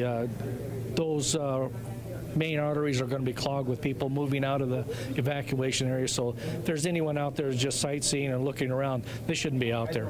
And again, when we say 10 p.m. for Wednesday, the evacuation out there, we don't want anybody moving around in those evacuation areas, or else you will be stopped by law enforcement. All right, Chief Jeff Ballantyne from the Police Department, thank you very much. I'm looking beyond the camera here and seeing the mayor of Minot, Kurt Zimbelman. And Kurt, I don't know if I can steal you away for just a few moments, and Kurt is good enough here to join us. Mayor of Minot, Kurt Zimbelman, obviously been a trying few weeks here for city officials. Just kind of the realization of it all here that I would assume has happened recently. How are city folks handling it, and officials, and going forward? Just what do you expect? I mean, it's kind of a broad question, I know, but I mean, what do you expect from the citizens of Minot? Maybe is a good question. Well, you know, I think the citizens have done everything that we've asked before, and I think they'll continue to do that. As far as staff and people that are working around this, they're doing what they have to do to make sure that we protect the people that, you know, we're in charge of. And so we'll continue to do that. Being that this could last very long, we're talking weeks of high flows from the dam, the Darling Dam. Vital for people to stay away and just stay on the north side of town and south side of town and stay off the roads. I mean, what do people need to do who maybe are not affected by this? Well, if you don't need to be in that area, please, we'd ask that you don't go down in there. Certainly we'll have plenty of security down there. We don't know exactly what's going to happen at this point. We'll find out in the next few days. I mean, it seems like we have these conference calls on a regular basis, and every one we get, things just get worse. It doesn't get better. And when we look at some of the numbers that we're seeing now, they're just out so far off that astronomical too. Yeah. Going forward, though, just people be vigilant and keep their ears open, obviously, for sirens or anything like that, and kind of be good North Dakotans, I would assume. Yeah, and we'll do the best that we can to get any information out, any new information that we can help people with. We know they're struggling with furniture and homes and family and all those kinds of things. So we're going to want to get that information out to them as quickly as we can. One last question on that evacuation map that we've seen for a few weeks. I'd asked you about it. It is a possibility with higher levels that may be expected that could grow. I remember thinking when that came out the first time, thinking, you know, well, maybe if you were a block out of it and not in the evacuation zone, you may be thinking, oh, good, I'm in good shape. You shouldn't have that feeling right now, though, I would assume. And as you said, all people need to prepare. Yeah, and you know, even myself, I'm thinking, you know, if I'm on the edge of that last evacuation, really do I have to move, or what should I do? As we looked at this, and still as the numbers come in, I mean, we could have some really catastrophic type of event here, and it will be. There's not much of a doubt. So I think people have to understand that, you know, even if you were on the edge before, you may not be on the edge the next time. You had talked about back in 1969, number 1555, I believe, and now I can't remember the number you have, 62, 7, 6, 7 We're talking feet. 7 feet higher, so if people... Sean Sitma, if you saw it or not, had a story the other day where there was a marker on... Yeah, I saw it. I did. Can we expect at that mark, I know you're not a hydrologist, for the water to be 7 feet higher? 7 feet is 7 feet, isn't it? So that's... I mean, you know, we talked about, well, if it breaches, if it does this, well, if it breaches or if it goes over the dikes, eventually, as long as this water's up, we're going to become a pool. I mean, we're going to become a lake. And it's hard to accept, it's hard to really believe, but I have some real concerns. It's reality. It's I guess you deal with it, which thousands are right now, obviously, and many more as well. Kurt, thank you very much for the time. Kurt Zimmelman, Mayor of Minot, talking about this press conference that started about exactly an hour ago, talking about this newest Crest production. And Jim talking to someone before, that earpiece is not going to work for me, sorry, talking to someone before this, being someone who is being evacuated once again, and you know, knowing where the water was at my house in 1969, and you just heard the mayor say it, 7 feet is 7 feet more than back in 1969. It's I wonder what folks are feeling right now. I almost have a feeling of, it's weird, it's almost relief knowing what is going to come. These past few weeks have just been so trying. Every day waking up nervous to see if it was raining outside or seeing what the forecast was. It's just something about not knowing that is so tough to handle. And you know, now that we're at a situation where we may know what is coming, we just kind of have to get ready for it and handle it and hope and pray for the best. That's certainly what I'm doing, and I know thousands are as well. So that was a personal note. How about that? It is 5 o'clock. We'll send you back to the studio and Jim. All right, thanks, Perry. And you're right, all anybody can do is just deal with the situation that is in front of you. And we are certainly sending our best wishes out to everybody who has to deal with this, whether you're in the city of Minot or anywhere along the Mouse River trek through our part of the country. I got a call from the Renville County Emergency Manager and want to just update you on the situation for evacuations for people at Mouse River Park and in that area. They are now ordered to be evacuated by Tuesday night. Tomorrow night, you must be evacuated from the Mouse River Park and from that river valley there in Renville County. And of course, the evacuations in Minot are beginning. No doubt people are starting to get their things together and figure out where they're going to go again, as this just happened a few weeks ago. The evacuation center, the center that's available for people who need shelter, the shelters are going to be open in Minot at the auditorium. That's at the city auditorium. And the mayor said they're open now, so that should be available to you now, courtesy of the Red Cross, no doubt. And there's also an evacuation center in Burlington at the school there, at the elementary school in Burlington. I guess we can probably go with the same estimate we did before. Some 10,000 people from Minot are now going to be evacuating over the next 48 hours, moving out of their homes in advance of the largest flood in the city's history. And not only just by a little bit, this is going to be the largest flood in the city's history by several feet. The highest level ever reached in Minot previous to this particular flood event was was, let me just look it up to make sure I get it right. It was a total level of 1558 set in 1881. So we're now expecting to go to 1,563 feet.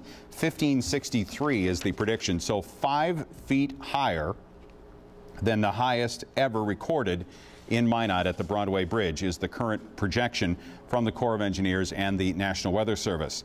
So the largest flood in Minot history, the evacuations must be done by 10 p.m. Wednesday. Evacuation pretty much the same schedule in Burlington, maybe earlier. Wednesday evening is how the mayor put it in Burlington, and other areas of the county also under evacuation orders where you are alongside the Mouse River. And we have a little bit of weather update. Tom is with us now. Maybe we can go to the weather graphics on your computer, Tom. Well, actually, a couple things. One, if we can go to the Titan radar box there, that's actually that's the basin average rainfall. That's the latest. So they're talking about a bullseye of an inch just north of the international border. But that's an average. You get underneath thunderstorms anywhere in western North Dakota, you could get a lot more than that. Can we switch computers and go to the radar?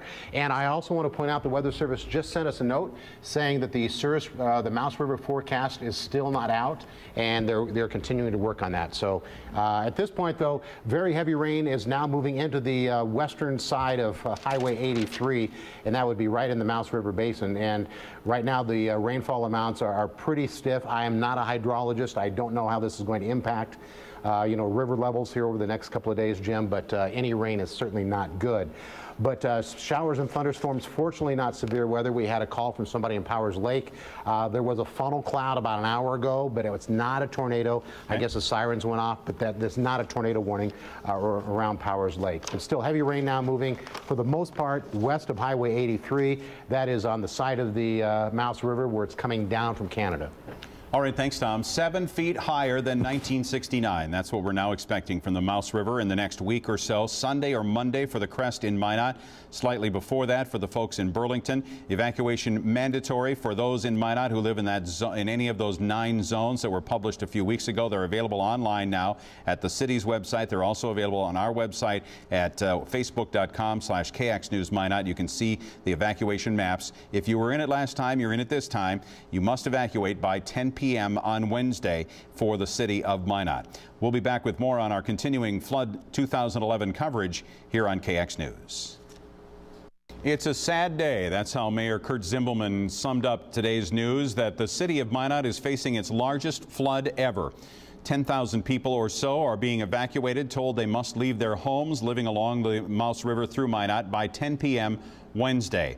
And we're told that the river is going to come over the banks, it's going to come over the dikes and inundate large portions of Minot, 7 to 8 feet higher than the levels that were reached in the 1969 flood. That was the famous Mouse That Roared flood. You probably have heard of that. And that flood was a historic one for Minot. Well, this flood is going to blow that away. 7 to 8 feet higher is the projection for the river to reach in Minot than it reached in 1969. That means if you have a photo of your home showing how high the water was back in 1969, just figure 7 feet on top of that, or 8 feet, about the size of maybe how high your ceiling is in your house. That's how much higher it's going to go this time around, according to the latest projections. This all was started because of the high releases from the dams in Canada, which started over the weekend, were ramped up on Sunday, and then hit a kind of a crescendo today with some 23,000 CFS. Meanwhile, Minot has been busy trying to shore up the critical infrastructure areas. Originally, we were told yesterday they would be building the dikes throughout town to try to hold back 11,000 CFS. That now has become an impossibility. That will not happen. The dike building has ended, but what is being built is a series of secondary dikes to protect the critical infrastructure. Things like the lift stations that the city depends on for sewer service, and some of the other issues, some of the other parts of the city infrastructure that needs to be protected. The water plant, the sewage treatment plant, the lift stations, and that sort of thing. So the dikes will be being built in those areas. areas. Also, a critical issue is North Broadway. The North Broadway Bridge is going to be kept open because of a dike that is going to be shored up and built up in the Sammy's Pizza area there on 4th Avenue. And then secondarily, a dike will be built on 3rd Street from the river over to University Avenue. So 4th Street from the bridge to 13th Northeast, and then 3rd Street from the river to University Avenue will be built up to keep Broadway open, running through the heart of Minot. Other than that, all other bridges in town are going to be closed down over the next couple of days. Now, I shouldn't say that. It'll be closed after the evacuations are done, and the bridges, I never did hear a timetable on that, but obviously as water approaches those bridges, they will be closed, and they fully expect all of the bridges in Minot except for the Broadway Bridge to be closed because of this flood emergency. Evacuations are mandatory by 10 p.m. Wednesday for people living in Minot in any of those evacuation zones. Earlier in the day, we heard the news that Burlington is ordering evacuations of its citizens as well on Wednesday evening. Late afternoon, early evening is what Mayor Jerome Grunberg said he would like to see for people being evacuated from Burlington. And the same goes for the rest of Ward County along the river. So if you live along the river in Ward County, you are ordered to evacuate by Wednesday evening, Wednesday night. Also, an evacuation starting tomorrow night for people at the Mouse River Park area. That's that area north of the Lake Darling Dam. Before the water hits the dam, it hits the Mouse River Park, and those folks are being told they must evacuate by tomorrow night, Tuesday night, because of course they're farther upstream and we'll see the water arriving more quickly than we see it farther downstream in places like Burlington and Minot. You know, there's really not much more to say, except I hope that you have time now to make your plan get to work, to put your plan to work, put it that way.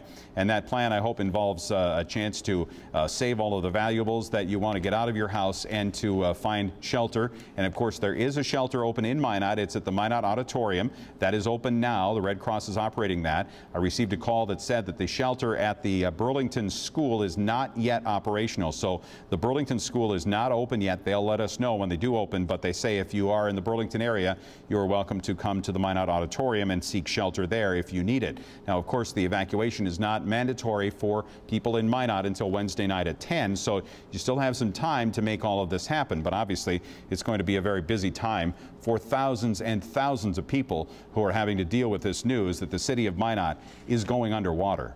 We'll be back with more on our flood coverage live on KX News in just a moment.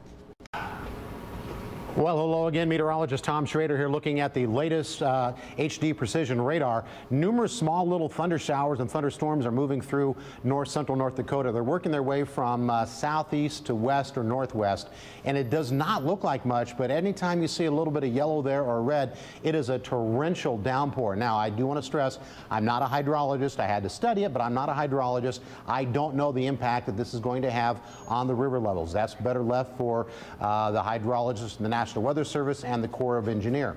But I will tell you that we're getting numerous reports of very heavy downpours. Most of the heavy rain now is on the east side of Highway 83, or on the west side, excuse me, of Highway 83. Rather, a lot of hit and miss thunderstorms. There's not a lot of left off to the southeast.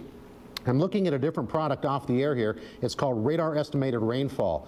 And parts of Montreal County, which really isn't a concern for the Mouse River, you know, it's gotten between 4 and 6 inches of rain just in the past 24 hours. But south of West Hope and between West Hope, Upham, and Glenburn, those storms right there, which are working their way to the northeast, are dropping between 2 and 3 inches of rain. So the stuff that is heading towards southeastern and you know, Saskatchewan, those are very heavy rain showers, Jim. And right now, all this is now starting to fall on the west side of Highway 83, which is where the water is coming down from Canada. All right, thanks, Tom. That's an update for you on the weather situation, and we continue to see rainfall in the area, so we hope you are aware of that and the possibility of heavy rains. And of course, that can affect you whether you're in a flood zone or not. We could see some big washout type rains this evening once again, as we have throughout the day in parts of western and central North Dakota, so be aware of that. The city of Minot is under an evacuation order starting Wednesday night at 10 o'clock. And folks, this This is not an instant replay of 2.5 weeks ago. This is the real thing. This is a flood that is nearly certain to hit Minot and drown much of the city. The current projection from the National Weather Service has just been issued, and Joe is showing it to us now. You see how it climbs up into areas where they had to expand this chart in order to be able to show it to us, and they're saying it's going to hit 1563.4 sometime on Saturday or so. That's a little earlier than what we were told earlier, I thought, but anyway, they said at the press conference, they had said the 26th and the 27th. But the National Weather Service is saying it's going to hit on the 24th into the 25th. So that is a big difference right there. So we'll say the 24th to the 25th instead of the 26th to the 27th. And that is the latest projection from the National Weather Service. You notice it kind of just has a fairly steady rise through about Thursday at 5 p.m. And then that's when they have opened up the gates then at Lake Darling, and the dam will be pouring out 16 or 17,000 cubic feet per second, forcing that river level to go just meteorically high, way above the record set back in the 1800s of 1558, and probably 7 to 8 feet higher than the levels that were reached back in 1969. I heard Perry say at the end of the press conference coverage there that this almost, you know, puts a little bit of finality to this. Finally, we can stop wondering what's going to happen. And Perry is with us now. And newsflash: I don't know if Tom Schrader is. It's raining. It was raining quite hard. He's wet, which just really adds to this. Yeah, well, it's. Yeah. I don't know. You know, I was talking to someone. My dog too. Exactly. Yeah. I was talking to someone before the press conference started, knowing what was going to be said, obviously, and saying, you know, well, you maybe feel the same way. I know my wife, for one, feels the same way. I'm sure thousands feel the same way. It's just. Every day. Slow motion water torture. Every day you watch Tom or you watch Joe or whatever, and you just hope and pray that it's not going to rain, and obviously it did. And it just, knowing what is coming now and realizing just how enormously indescribable, horrible this is going to be is almost, it's like, okay, well, at least I have an answer. Yeah. It's like taking a test in school. So how's that flooding going in Minot? How'd I do? Couldn't really get much worse, as a matter of fact, yeah. You wonder how it could get much worse. I mean, when I asked the mayor that, you know, and he had seen Sean's story where that mark, and I'm sure it's in there, you know, are we looking at 7 feet higher than that? And he said, 7 feet is 7 feet, which maybe it was a dumb question, I don't know, but I mean. That's it. So we have a picture, in fact, of our home from the 1969 flood where the water was just up to the... Our home, the home I grew up in? The home that you grew up in. The water is just up to the floorboards kind of the main floor. So it filled up the basement right up to there. So what they're telling me is that now it's going to be up to the ceiling on my house. I live around the corner from him, and I was told stone's throw by a very erratic tee shot, maybe. Yeah, exactly. I was told by my next door neighbor, Wally, who's been there for many, many years, and back when all this was kind of starting, you know, Melissa, my wife, asked Wally. He said, "Well, where was what happened in '69?" He said, "It barely got to your floor level, which is basically the main floor, same, Okay. And so yeah, I mean, you just know that 8 feet. That's the height of the ceiling in most houses. It will almost be to the roof. Yeah. I mean, maybe the reporter in me coming out, I was talking to the guard personnel wondering if when all this is here, and will we be able to do stories where we're on boats in there? I mean, you know, I can just see myself doing a story in a couple of weeks standing on the roof of my house. I mean, just, you know. Check out mine too while you're there. Whether or not, and, you know, and whatever house it is. I mean, it's just, but you think about how, yeah, I mean, 7 feet is 7 feet. I thought that was kind of a telling statement. And sad day is how he wrapped up the press conference. Oh, it's an extremely sad day. I was talking to Jean Shemp walking out from WGO, walking out of the City Hall, and she's in the same boat. Their home is done for as well. And she said, you know, is there any comfort in knowing that you're not alone in it, and that there are so many, and you know, Maybe it is. Is there comfort in numbers? I mean, you don't want it to happen to anybody. I guess I don't think that way. I feel sorry for anybody that this happens to. I've felt terrible for people who have had it happen to them already this year. You know, they're out of their houses now for 2 months. Yeah, and they have to go and look at it every day and see it sitting in the middle of the water. I mean, it's awful. And it's horrible. I'll feel awful, and you know, whether another person feels awful, it doesn't really matter. I guess. True. That's true. That's true. But we certainly have empathy for each other, I guess. So, yeah. Out there is what I'm talking about. So anyway, okay, so you're going to put that together. Yeah, was there anything there? And then, yeah, if you can find a story in there, put that together, and then you're excused to go and evacuate houses. So, I mean, I can't go to bed? No, there'll be no bed for you. Oh, okay. So you get to work. All right, thanks, Perry. And so he'll have that put together for us as we continue our coverage throughout the evening here. Our plan is to go, you have a deadline, Perry. You need to have it done before 7 because we're going to have a station meeting at 7 o'clock to talk about our plans for flood coverage and dealing with the flood situation. So our nonstop coverage will stop at 7 for a half hour so that we can make those plans, and then we'll resume with our round-the-clock coverage. We have plans in place already for this ugly mug to be with you until about 10 o'clock tonight or so, and then Sean Sitma will be here with you from 10 o'clock tonight until 6 in the morning, and then Perry Olson will be here with you from 6 a.m. to 2 p.m., and then I'll be back at 2 o'clock, and we'll do it all over again. It's almost like a police shift, so that's what we have lined up as far as who will be sitting talking to you directly. And we're also going to have, of course, our reporters who we have to figure out how to deploy, and our photographers and our weather people and our people behind the scenes who push the buttons to make things work, and access to various parts of town, and you know, a lot of questions that we have to talk about. So we're going to be taking a break at 7 o'clock for a half hour to cover those issues. But between now and then, we'll continue our reporting on what's going on out in the city and in the area. And let me just go up and down the Mouse River briefly for us here now, starting in Sherwood. We're expecting to see in Sherwood, of course, a record. All of these are going to be record highs all along the Mouse River now this year. But we're expecting in Sherwood to see around 23 to 24,000 cubic feet. 23 is now what they said. 23,000 cubic feet per second at Sherwood, sometime about June 27th or so is what they had said at the press conference. I wonder if those dates aren't changing a bit, though. Maybe there was some incorrect numbers or incorrect dates given out to us, because that doesn't jibe with what's on the Weather Service projection for the Minot Crest. But nevertheless, in the next few days, we're looking at about 23,000 cubic feet per second at Sherwood. And then that river, that water is heading downstream and going through the Mouse River Park. And there is now a mandatory evacuation in place for folks living in Mouse River Park tomorrow night. You must be out of your homes by tomorrow night. And that also goes for other homes along the valley in Renville County. That comes to us from the Renville County Emergency Manager. Then we go into Lake Darling, where the water will next stop for a while, and Lake Darling is ramping up its outflows. Currently at Lake Darling, we're at about 9,000 cubic feet per second. It will stay there for a couple of days until Wednesday morning through Thursday morning. They will be ramping up the releases from Lake Darling, almost doubling them from about 9,000 up to 17,000 cubic feet per second by Thursday sometime during the day. So 17,000 cubic feet per second coming out of Lake Darling by Thursday late in the day, and that's the water that will then head downstream. I would love to hear from any of my friends in Burlington, Mayor Gruenberg, or any of the other folks. I talked with a gentleman earlier today.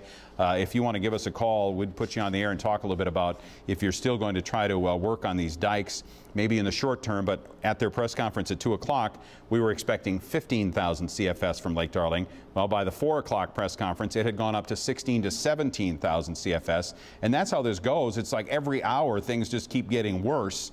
And so 17,000 is the new top number, they say, from Lake Darling. And the question is, can Burlington try still to save homes there by building up the dikes? They had talked about maybe being able to get up to 15,000 to stop that amount of water.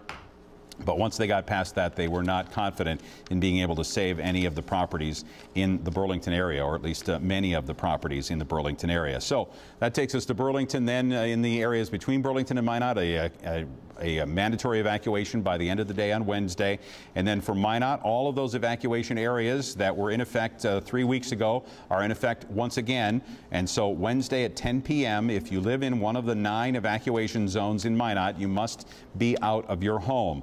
And don't forget, the evacuation includes turning off your power when you leave. Now, the power company official did say that if you have a sump pump that's operational and you can isolate it, you could shut off the power elsewhere in your home and leave your sump pump going if you're comfortable with that.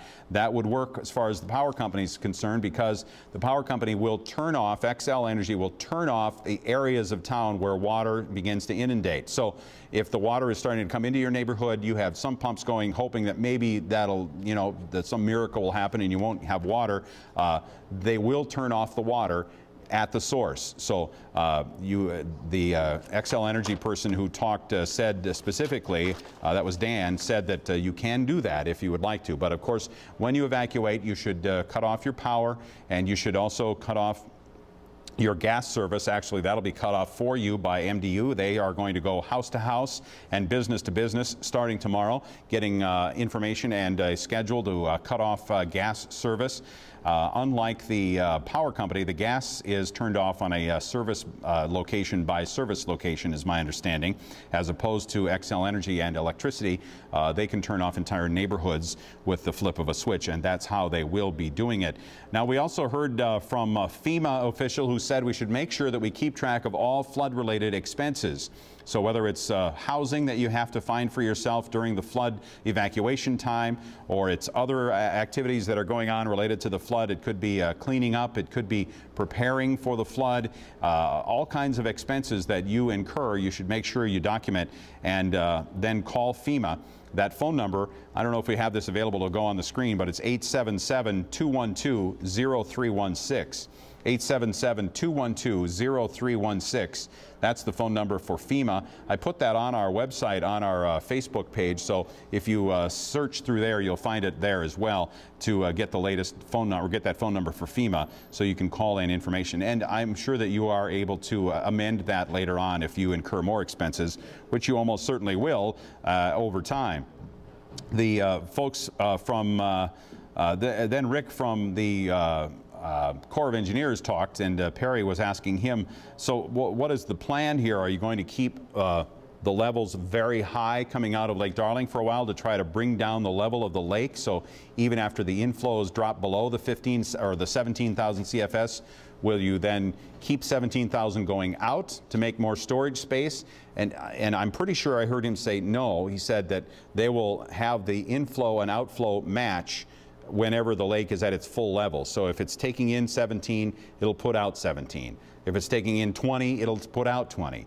If it's taking in 12, it'll put out 12. So he said, I heard him say that that was the plan until it got down to 5,000 CFS, at which point they would hold it there and then try to add space on the lake.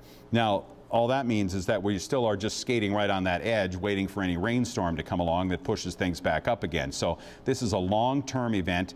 2 weeks is the estimate that we got from the FEMA representative, Rick, and he said that they are currently working with an estimate of 2 weeks that the water will be flowing over the dike system in Minot for 2 weeks. And so that means you're going to have water in your neighborhood 7 to 8 feet higher than it was in 1969 for a period of 2 weeks. That's the current estimate. And as we heard the mayor say, it seems like every time we go into one of these conference calls, the news is worse than the day before. So at this point in time, the estimate is 2 weeks.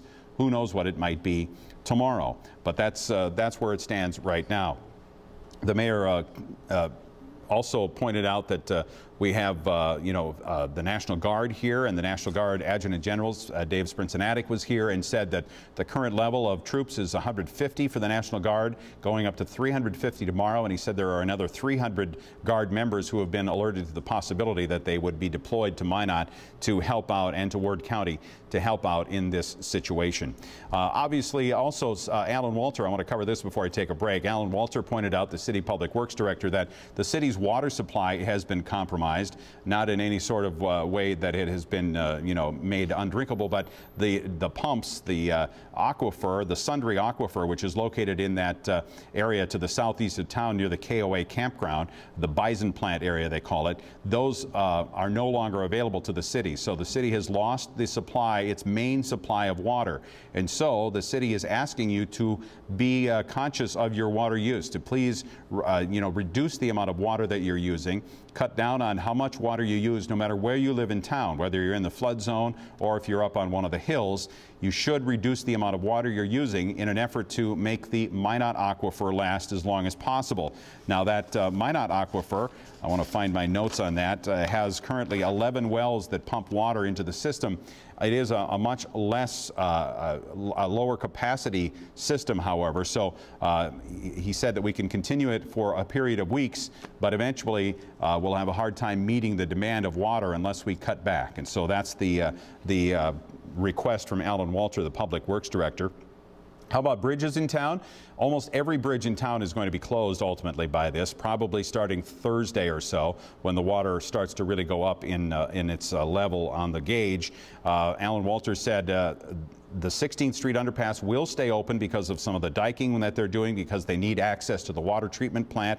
But he said there is a lot of work going on to protect the infrastructure in the city. That is building these dikes up, what, 8 feet, 10 feet, whatever it is, they have to build them up from where they are now to protect schools, to protect some of the lift stations and some of the other critical infrastructure. So that work is going on right now. The secondary dikes are being raised to deal with that 17,000 cubic feet per second flow that is projected.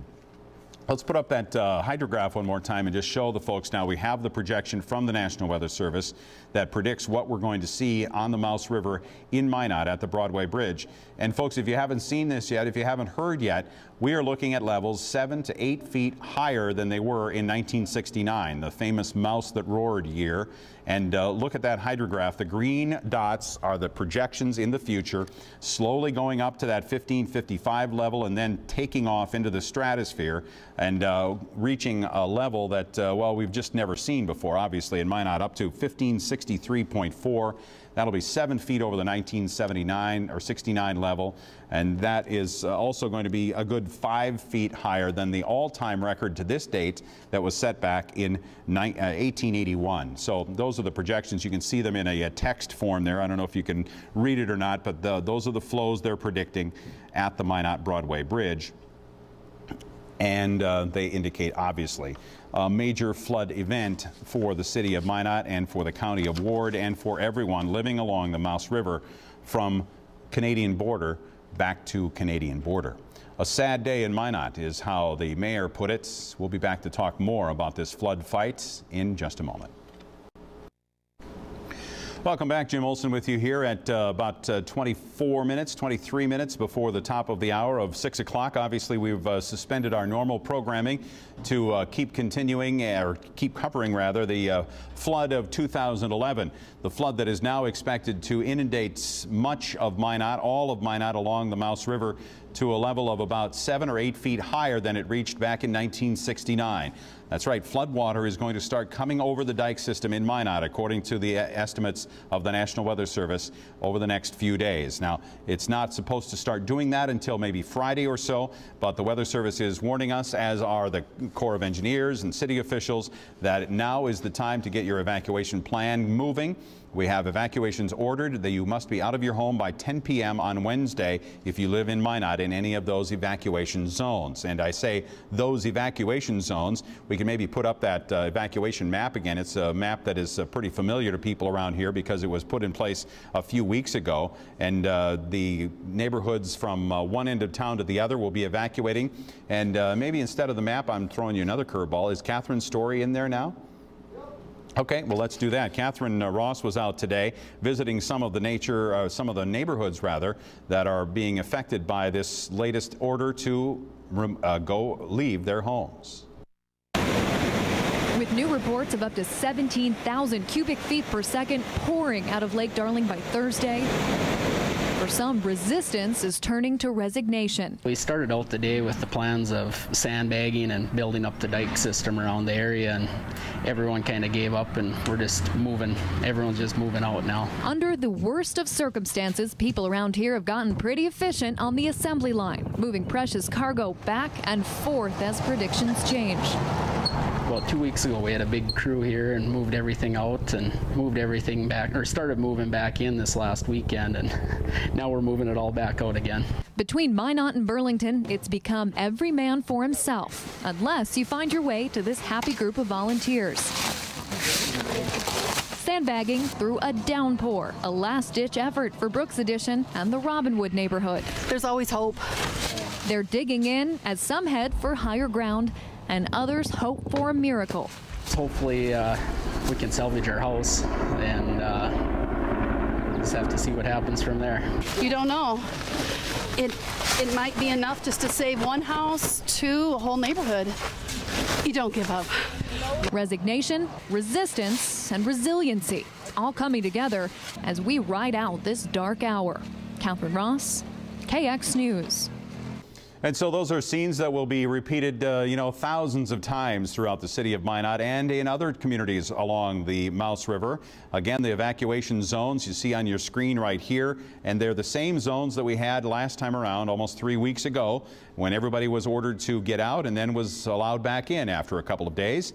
But these evacuations are likely to last quite a bit longer than the first evacuations. However, it is the same map. It's the exact same map as was used the first time around, and so if you were in an equation zone back then, you are now as well, and you are required to be out of your home by 10 o'clock on Wednesday night. 10 o'clock Wednesday night for the evacuation in Minot.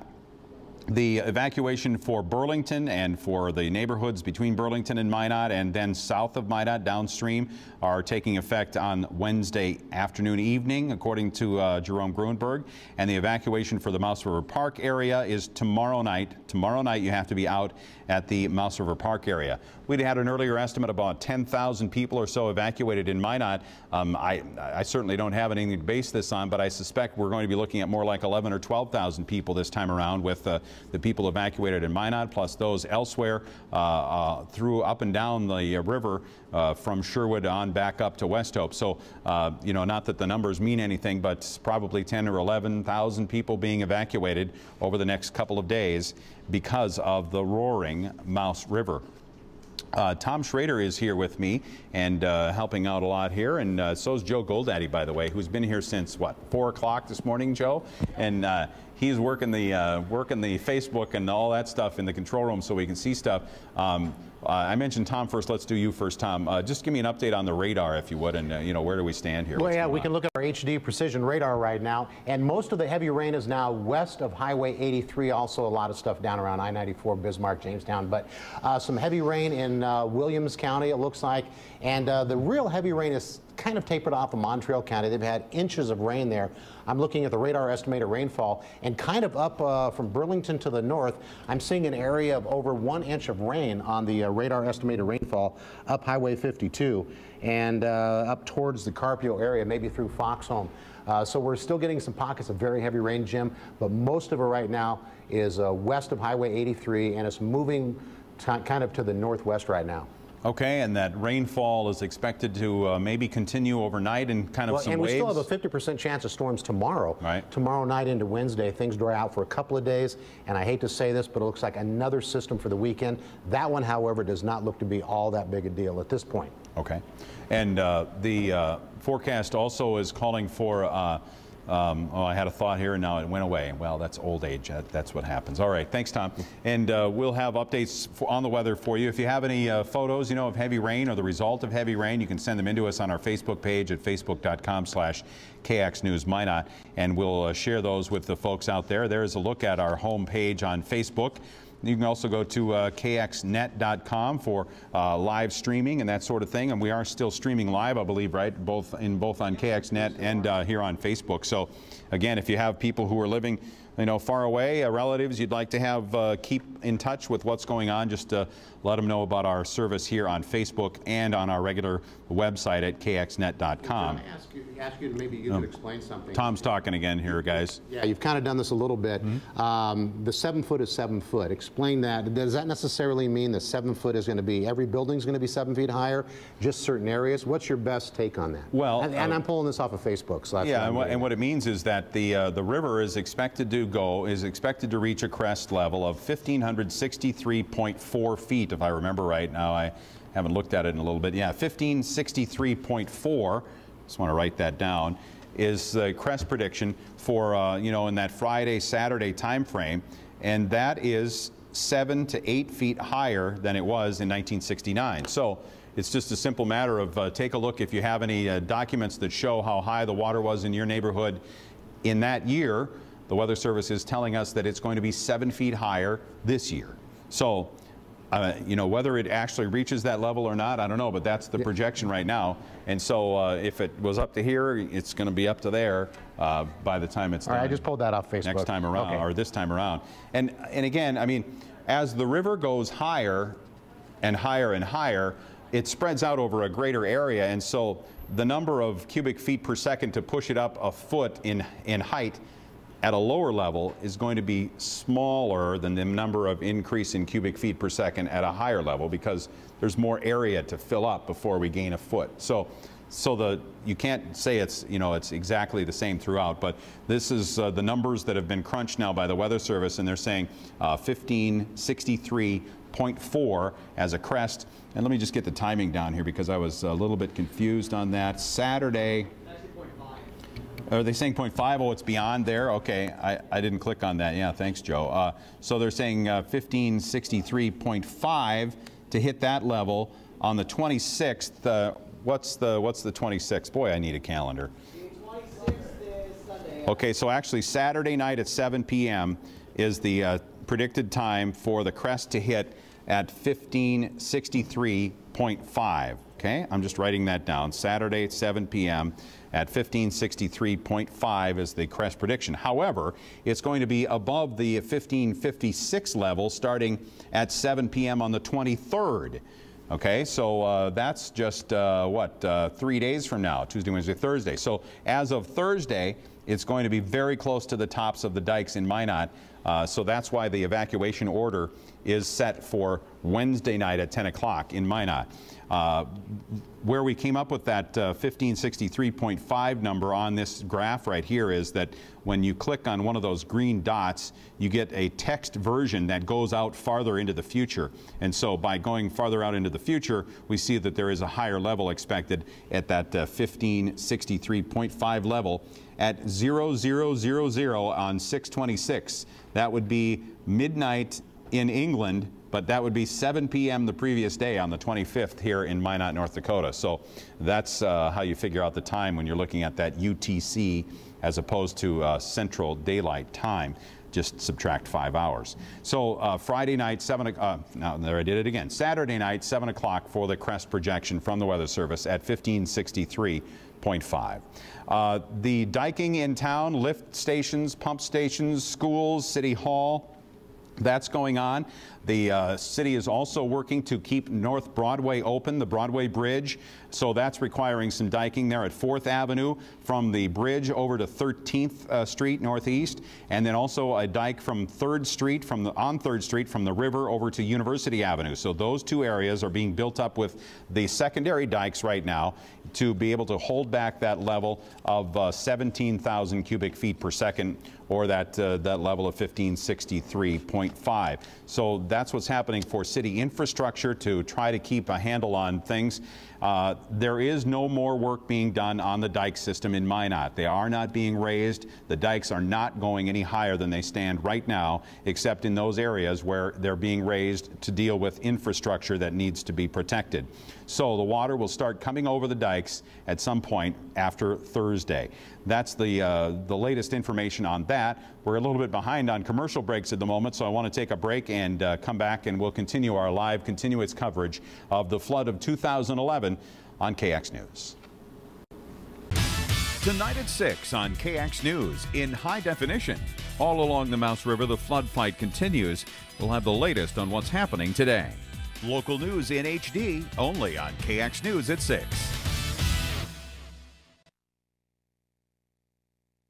A sad day in Minot. That's how Minot Mayor Kurt Zimbelman summed up a press conference that was held at 4 o'clock this afternoon. A press conference at which city officials and the Corps of Engineers announced that floodwaters are going to be inundating much of Minot. All of the areas along the river through town are expecting to see 7 to 8 feet higher levels than were reached in the 1969 flood.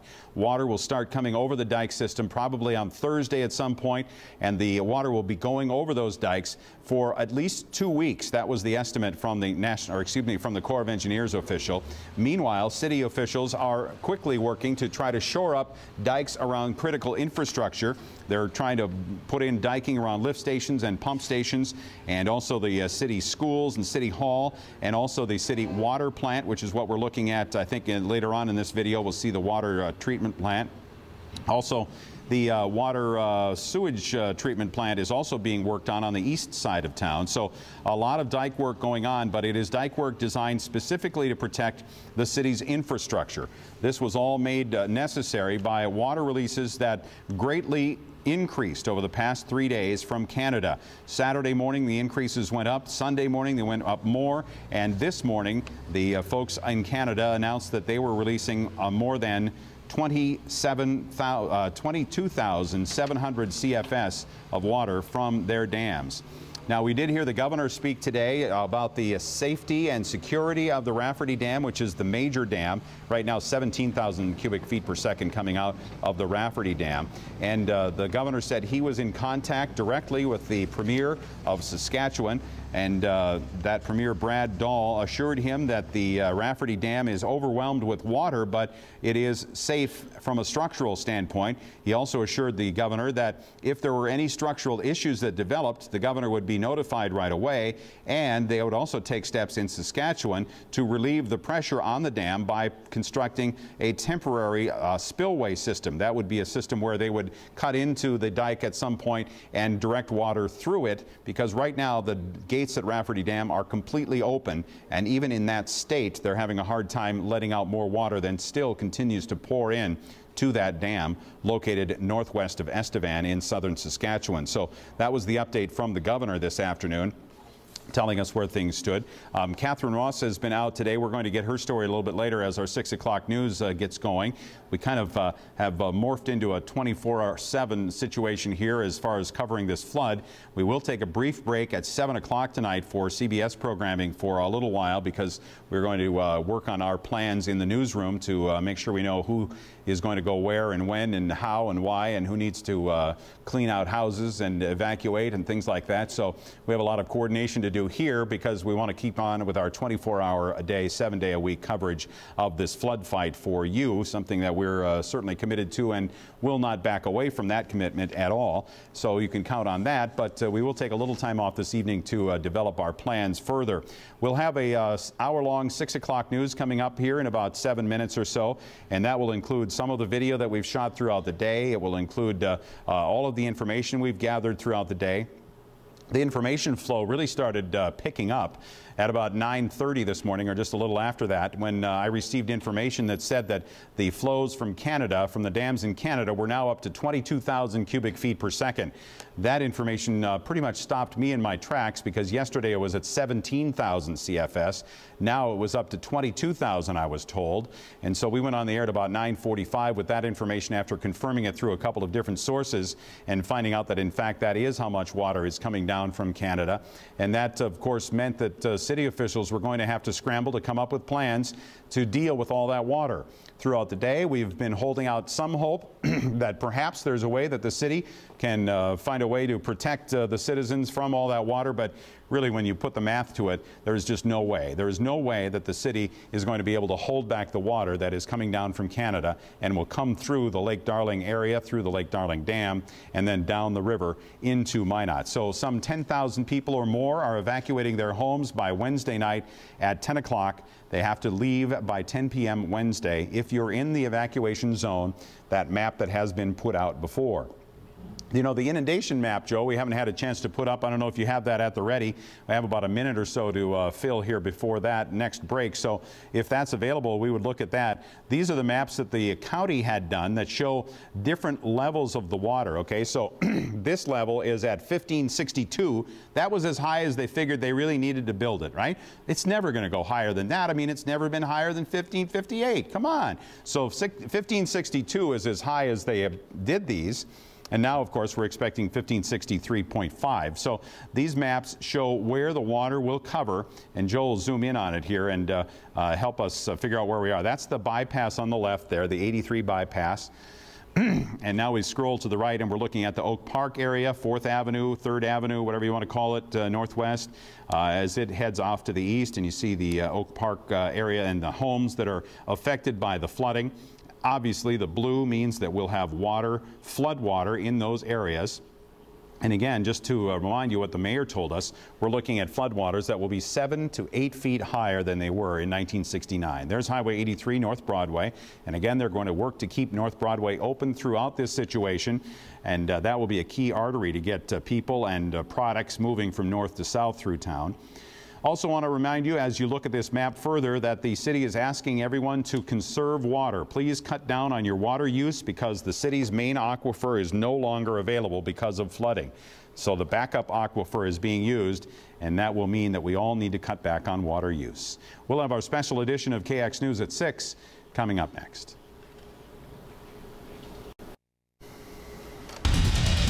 For Monday, June 20th, this is KX News in high definition. Minot is expected to endure the worst flood in its history over the next week and weeks. We'll talk about that. Plus, we'll find out how the city is trying to protect its infrastructure against the worst that the Mouse River can throw at it. And meanwhile, folks are doing it again. It's time to evacuate to get ready for the flood. Live in high definition, this is KX News. It's the worst flood in Minot's history. The flood of 2011 is going to go down in history as the worst ever, at least if the projections that we're getting from the National Weather Service and the Corps of Engineers pan out, and it seems like it's pretty much impossible for them not to pan out. About 2 weeks after more than 10,000 people were ordered to evacuate their homes in Minot, we're on to round 2 of those evacuations. Record amounts of water are coming into the U.S. from Canada, and releases at Lake Darling are going to be almost doubled to near 17,000 cubic feet per second by Thursday. That will send water down the river into Burlington and Minot and flood those two communities very likely. It will make for the worst flood in the history of our cities. Perry Olson is here with the story. The problem? The Canadian dams we took you to yesterday. The releases there flow south into the U.S. west of Sherwood. According to the National Weather Service, inflows at Sherwood are projected to be around 25,000 CFS. As of now, Lake Darling releases are at 8,600 CFS, and the plan is to keep those levels around 10,000 CFS or less through Minot, to give the city and residents a few days to prepare. A few days to prepare for what appears to be a flood event that the city has never before seen in recorded history. The system made to protect Minot may not be enough to save the valley from waters that should arrive from Canada at the end of this week and into next week. We want residents that were in the previous evacuation zones to prepare for evacuation. We are working on getting another profile inundation map to see if we will need to expand that area.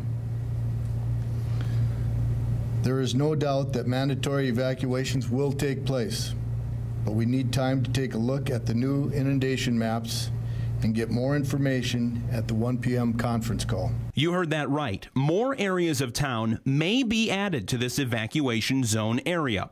So if you are on the edge, not in a zone right now, you too may want to begin the process of preparing for massive amounts of water. How about the dikes? Well, contractors we were told were at the ready are still being lined up. But listening to the Corps official today, the work they may be doing might be different than working on primary levees. Our contracting office right now is moving full steam to get all contractors on board that we can. whether or not we can hold the levees, we will fall back to critical infrastructure. So no matter what, we are bringing all the resources we can in to protect what we can based on the inflows. Critical infrastructure, be it water treatment plant or other locations, seems to be the direction we're headed here, listening at today's first press conference. The best advice, if you are in an evacuation zone, prepare for the worst, for evacuation and water on your property, and to be gone for some time. Nobody knows what will happen for sure, but indications are this may be an event that no man can stop. Perry Olson, KX News.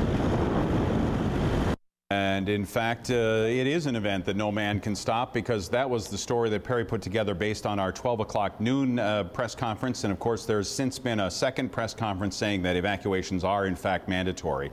It was information that we suspected was true. It was confirmed by that 4 o'clock press conference. So as you probably know by now, evacuations are mandatory by 10 o'clock Wednesday night in that whole zone that we've shown you so many times through the city of Minot. Evacuations also in effect for Burlington and for the folks who live along the Mouse River throughout Ward County. We'll talk about more of that in just a moment, but Tom's here to talk about the weather and still some showers. Well, yeah, you know, earlier today we've had numerous reports of funnel clouds. I think there were 3 tornado warnings today, you know, one in western McLean County, I believe, and then the others farther south. But a lot of showers that don't look all that impressive on radar, dropping, you know, half-inch here, inch there. So we can take a look at the radar right now, and most of the heavy rain is now west of Highway 83 and heading to the west and northwest a little bit. And I checked the radar estimated rainfall just a few minutes ago, and kind of up Highway 52 towards Carpio, there's a band that the radar is showing, you know, an inch, inch and a half of rain. Now that's got to go somewhere. I'm not the hydrologist, we'll let those people worry about that. But this is certainly not good news, having this continued rain. Now, as far as the forecast for tonight, we'll continue to have a chance of thunderstorms. Another round of thunderstorms are possible tomorrow. One thing I did not see in the Weather Service forecast was the mention of heavy rain in tomorrow afternoon or tomorrow evening's thunderstorms, so maybe some potentially good news there. And then I think by Wednesday, Thursday, and Friday, Jim, I think we might have some days to dry out a little bit. All right, thanks, Tom. And the evacuation order that came out this afternoon from that 4 o'clock press conference is now in effect as of Wednesday night at 10 o'clock. People in the evacuation zones in Minot must be out of their homes.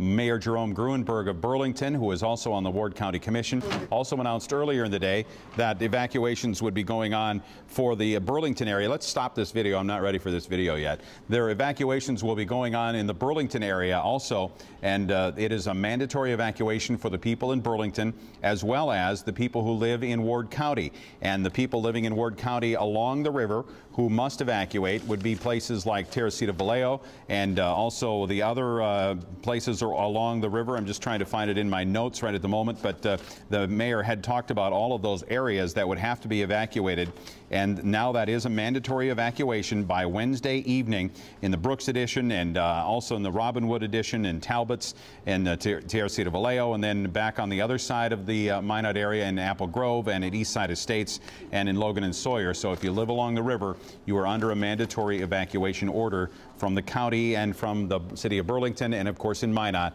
also from the city of Minot. Now, with today's news that we are looking at the record flood in Minot, it starts all over again. The flood fight of 2011 has been a horrible roller coaster ride. Feelings of hope that were dashed again today, knowing a mandatory evacuation has been ordered, wanting to save as much as possible. Many folks decided to take action right away today. I woke up this morning after another restless night, and I couldn't take it anymore with the worry. And I called the movers, and they were available, and they're here. Thank goodness. They're packing me all up, and I'm gone for the duration. While evacuations will be mandatory, many are still hoping to save their homes by trying to stay ahead of the game. Now it's just a matter of prioritizing what needs to go and how much to take. Yeah. This time around, I think we're planning more long-term. So, you know, I do some woodworking, so we got power tools to take out of here. Basically, you know, we're thinking of sentimental value, financial value, and then anything after that, kind of. So take that stuff into consideration, I guess, as we get there. Thousands of people throughout Ward County are going to be evacuating over the next 48 hours. Thousands, probably more than the 10,000 who originally had to leave their homes almost 3 weeks ago. Today, Catherine Ross was out visiting some of the neighborhoods where not everyone is ready to totally give in just yet. With new reports of up to 17,000 cubic feet per second pouring out of Lake Darling by Thursday, for some, resistance is turning to resignation. We started out the day with the plans of sandbagging and building up the dike system around the area, and everyone kind of gave up, and we're just moving. Everyone's just moving out now. Under the worst of circumstances, people around here have gotten pretty efficient on the assembly line, moving precious cargo back and forth as predictions change. About 2 weeks ago, we had a big crew here and moved everything out and moved everything back, or started moving back in this last weekend, and now we're moving it all back out again. Between Minot and Burlington, it's become every man for himself, unless you find your way to this happy group of volunteers. Sandbagging through a downpour, a last-ditch effort for Brooks Addition and the Robinwood neighborhood. There's always hope. They're digging in as some head for higher ground and others hope for a miracle. Hopefully we can salvage our house, and just have to see what happens from there. You don't know. It might be enough just to save one house to a whole neighborhood. You don't give up. Resignation, resistance, and resiliency, all coming together as we ride out this dark hour. Catherine Ross, KX News. And this dark hour is expected to stretch over quite a long period of time for the people along the Mouse River. The flows from Canada are likely to be high a couple of weeks, according to the folks from the Corps of Engineers. The Corps of Engineers official who was at the press conference late this afternoon at 4 o'clock said that his working theory right now is about 2 weeks that the river would be flowing at these current high levels in that 15 to 17,000 cubic feet per second. So that's 2 weeks of the water inundating just all kinds of homes, thousands of homes throughout the area, including the city of Minot, for the folks who live along the river itself. In Burlington, a mandatory evacuation order is also out. Residents in the area have to be out by Wednesday early evening. The Red Cross is setting up shelters. One is open now at the Minot Auditorium. A second shelter should open at the Burlington School sometime in the next day or two. We'll have information for you on that when that becomes open, but right now the auditorium is open. Meanwhile, a massive volunteer sandbagging effort is underway in Burlington, still trying to raise those levees a foot or more. They started at 8 o'clock this morning. They were taking a two-prong approach, filling bags and adding them to the city's existing levee system, trying to gain some extra height of protection. Volunteers are certainly old hands at the sandbagging process after a spring and early summer of high water, but they say they're happy to help out. And while the process and their goals are pretty simple, they were hoping that it just wouldn't come to this again. We just fill them up and then tie them up, and there's a couple of trailers that are hauling them down there, and guys are putting them on the dike. I think just to build the dike raised up and save people's homes. I thought the last time we did it, we were in good shape until you went up to Canada and came back with that bad news, Jim. And meanwhile, folks were trying to decide if they should stay behind or give up. Well, some folks are on the wrong side of the new levees that are being built. I talked with one homeowner about that. This dike here is the new dike. And behind my barn is the old dike. And that's where they're worried about, because there's leakage on the old dike. Yeah.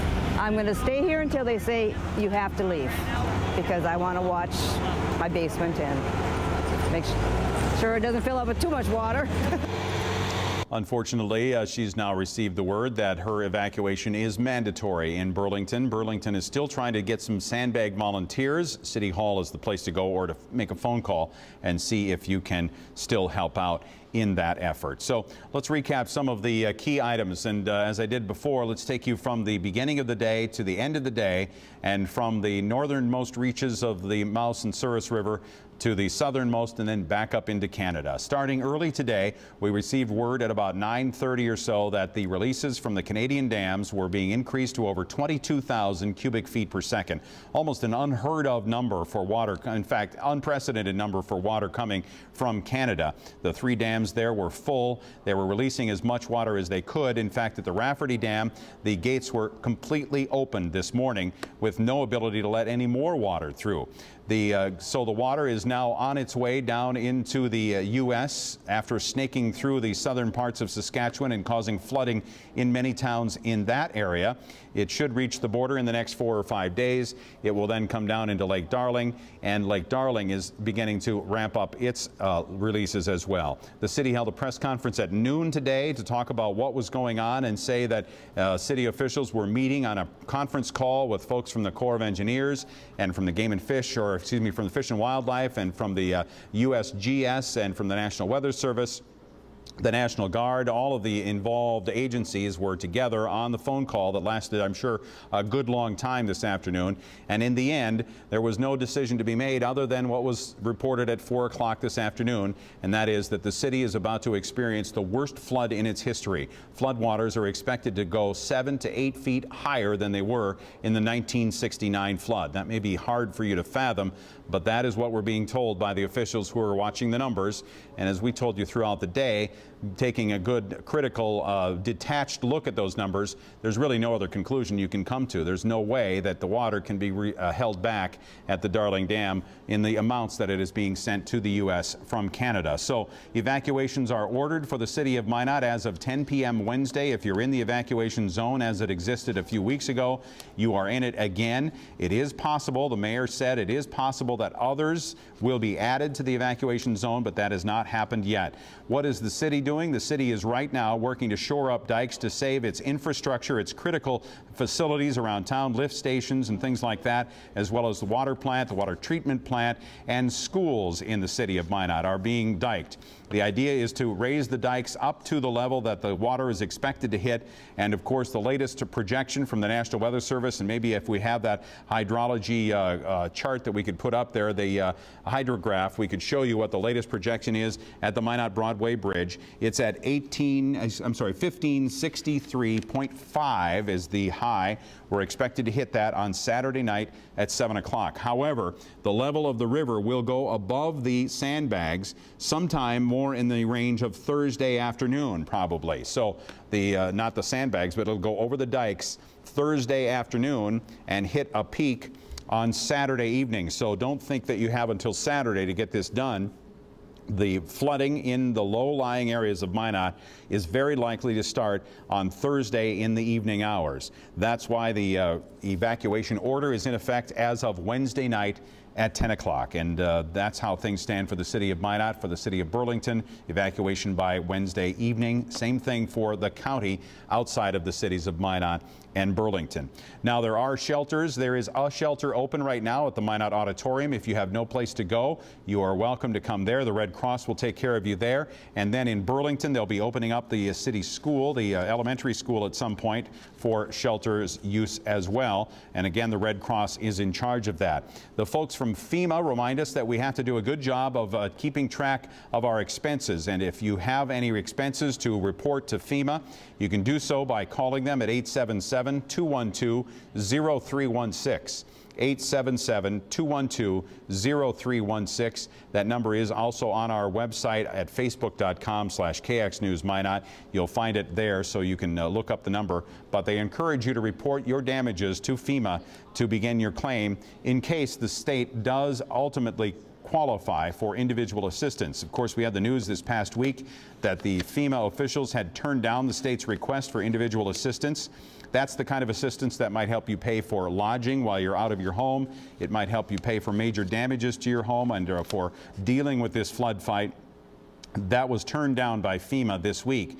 However, the governor said today at the press conference this afternoon that he is confident that FEMA is reconsidering and will reconsider to the positive for the state based on what they're doing in the Bismarck-Mandan area in inspecting and finding damage. And now, of course, if we have 10,000 people, how many homes is that? I don't know the answer to that. What, 4,000 homes that will be underwater? I would say there is a very good chance that the state of North Dakota will qualify for that individual assistance from FEMA. So the mayor summed things up with just a few words at the end of the press conference.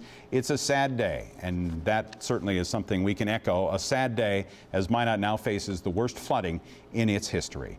We'll be back with more as KX News Special Edition at 6 p.m. continues. You're watching KX News in high definition.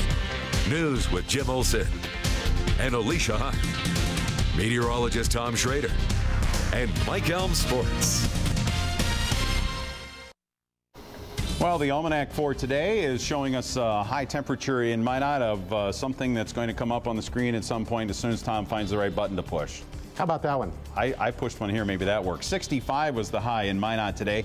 62 the low. It was that kind of day. It was just a dreary, cloudy, icky day out there. I guess only appropriate for the kind of news that we were dealing with. And the rain total won't be until tomorrow for Minot. Rain total updated tomorrow, but you can see Williston's rain total is double normal. 67 the high in Williston today, 57 the low this morning. And let's turn it over to you, Tom. Well, it looks like we've got thunderstorms still in the forecast for tonight. Most of the storms, however, are now west of Highway 83. But the atmosphere is still pretty unstable. We've had numerous reports of funnel clouds in northwestern North Dakota, central North Dakota. There's a few tornado warnings earlier in the day. I'm not forecasting tornadoes at all tonight, but I guess the sirens went off in Powers Lake, up around Crosby. So a lot of funnel clouds as well. And you know, the atmosphere has just got a lot of wind shear going right now, so, you know, the clouds could be doing some very strange things. Now, if you happen to be underneath a thunderstorm, you can have very heavy rain. Other than that, the rain's not as heavy anywhere else. Now, when we look ahead to tomorrow, there still could be a few thunderstorms. That put the odds at about 40 to 50% chance of thunderstorms tomorrow. I don't think that while, yeah, it's still possible to have heavy rain tomorrow, I don't think we're going to be seeing as many storms tomorrow dropping the heavy rain. So, yeah, it's still possible. Don't think that, you know, that it's not possible to get heavy rain, because it is. It's just it's not going to be on a widespread scale, I don't think. And it'll be breezy, but not terribly windy. Now, tomorrow night, any rain or storms in the area should be ending overall, especially west of Minot. If you are east of Minot, the rain is going to hold on, and Minot seems to be kind of right on the edge of where the rain's going to be. I don't think we're looking at any severe weather tomorrow night. There won't be a lot of wind, but thunderstorms and rain should be winding down tomorrow night. As we check out the temperatures, it really never warmed up a whole lot today. 64 in Minot, Garrison a degree warmer, Williston at 64, and you know, the dew points were in the 60s as well. And this is just fuel for those thunderstorms. And it's not just that we have surface dew points, that's the dew points down here in the ground in the 60s. There is moisture way up into the clouds. It is a very, you know, moist air mass for these thunderstorms to work with. So it doesn't take much to have torrential rainfall. And in fact, the Hydrometeorological Prediction Center at one point this afternoon was saying that because of all the moisture in the air, thunderstorms could drop between 1 and 2 inches of rain per hour. Now, most of the thunderstorms are moving, so hopefully it wouldn't stay on top of you that long. Here's the radar and the satellite over the last 12 hours, and this really lined up almost perfectly with what our forecast model was showing. And right now, even if you look to the west and northwest of Minot and into Montreal County, that's where the heaviest rain is right now. Here's our HD precision radar, and the heaviest rain again east of Williston and west of Minot, and some areas, according to the radar, between 1 and 1.5 inches of rain, kind of up north and northeast of Highway 52 up towards Carpio. It looks like where some very heavy rain has fallen. Now, this is the precision cast. This is a forecast model. I know it looks like radar. This is the computer model. This isn't actually what's happening, but it's given us a pretty good idea that overnight into tomorrow, hopefully most of the thunderstorm activity will either be in South Dakota or farther to the west. Now, I'm not saying that's good for the folks in Williston having your issues there as well, but I'm talking about for the Mouse River. And then tomorrow, this is showing a bit of a dry time, but throughout the afternoon, and again, Minot's kind of on the edge there of whether we get rain or don't rain, but the heavy stuff will be in South Dakota and maybe around Fargo and points to the south. So I think we have a reasonable chance to dry out in western North Dakota, you know, into Wednesday and then Thursday as well. But once we get into the weekend, another system looks like it's going to be dropping in, and that could give us a chance of more thunderstorms. This is the latest from the Hydrometeorological Prediction Center. These lines you see up here, and I put an arrow where that 1 is, that's that's where they think an average rainfall, this is not thunderstorms, this is just average rainfall, is going to be about 1 inch up in the Souris River and 1/2 inch down to almost Ward County. This is from Monday, well, tonight at 7 through tomorrow night at 7. Now, again, if you happen to be underneath the thunderstorms, you'll have bigger numbers than that. So how about the next 7 days? Well, what we're looking at is a slow warm-up to temperatures still staying below average, but a bit of a warm-up over today, and then a couple of days to dry out, Jim. And I think that Saturday and Sunday, we're going to be talking about storms again. But what I'm looking at doesn't show me the big rain amounts at this point. Okay, and rainfall amounts, we haven't really received too many, I guess. Well, yeah, they're kind of all over the place, but I mean, 1 inch to 2 inch has been real common from people either this morning or this afternoon. Yeah, okay. All right, thanks, Tom. Stay with us. Our special edition of KX News at 6 continues in just a moment. Welcome back as we continue this special edition of KX News at 6. It'll be an hour-long edition of the news, taking you up until 7 o'clock tonight. We were just looking at some new numbers coming from the National Weather Service. They, you know, we've talked before about how the Weather Service projects out a week on their hydrograph for, you know, what the levels are going to be over the next week. And so beyond that, you never quite know if it's going to keep going up or down or whatever. Well, we just got some new numbers that indicate that the Crest for Minot is now gone up to 1564.4. Earlier, we had said 1563.5. Now it says 1564.4, and that would be on the 27th, which is a week from today, correct? On the 27th at about 1 o'clock in the afternoon. So next Monday afternoon, they're saying it's going to hit 1564.4. And let me just go out on a limb here and say that this is a wild guess because they've never been able to observe the river at these levels. And so this is what the Weather Service is putting out along with the help of the folks at the Corps of Engineers. So 1564.4 is the new Crest prediction. So we do actually have a lineup for you here of the river levels and Crest predictions as they currently exist from the National Weather Service. And here they are starting at Sherwood, where we're now expected to get to a crest of, what does that say, 26.6. Is that right, Tom? And it's currently almost at 23 feet. Obviously, it's the highest ever. The earlier highest was in 1904 at 25.8. Now it's going to go close to a foot above that for you folks west of Sherwood, where the river enters the U.S. On the right side of your screen, on the left side of the screen is the Des Lacs River, which is probably going to go up a little bit here soon because we are getting rains along the valley there, but that's not an issue at the moment. On the right side of your screen, the Lake Darling Dam is at 1599.58. They continue to try to make some room there. They have a flow coming out of advertised at 9,000 CFS. They consider it to be full at 1601.5. Now downstream on the left side, the Des Lacs River is moving up still at Burlington at 23.28. The highest point that it hit was 24.63 back on June 2nd.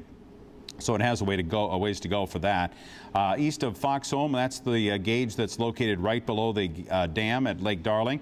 It is going up, as you would expect, at 17.57. The highest was back on June 11th, so we've already gone past that, and now we're projected to get up to 19.7 feet at that Baker Bridge location near Foxholm.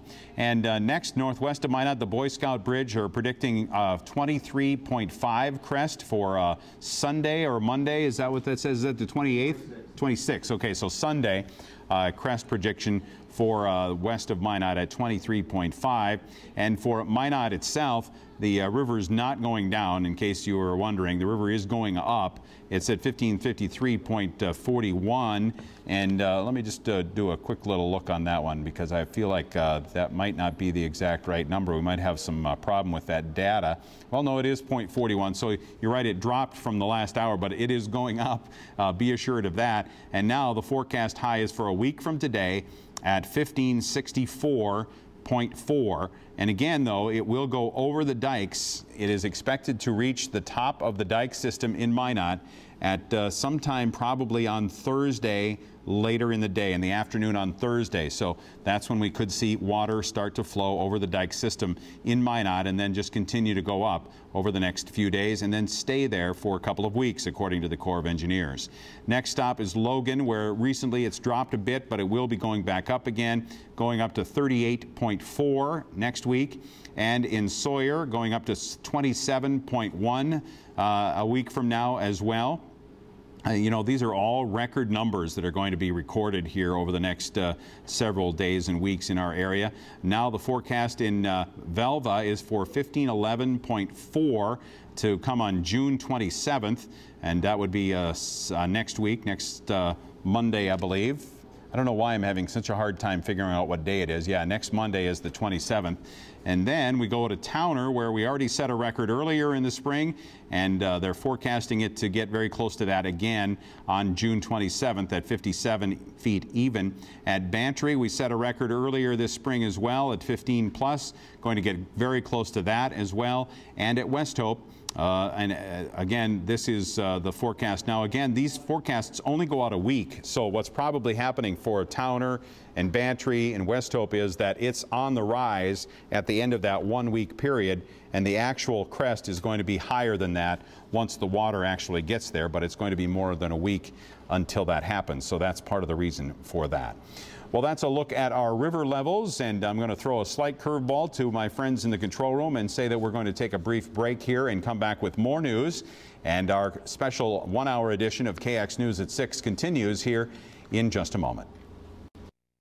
And we'll have a sports report coming up in our 10 o'clock version of the news, which will be at 10 o'clock, as you might expect tonight. Mike Helm is out actually doing a story about some flood-related issues relating to sports, and so we'll have that for you tonight at that time. Just to hit some of the top headlines of the day.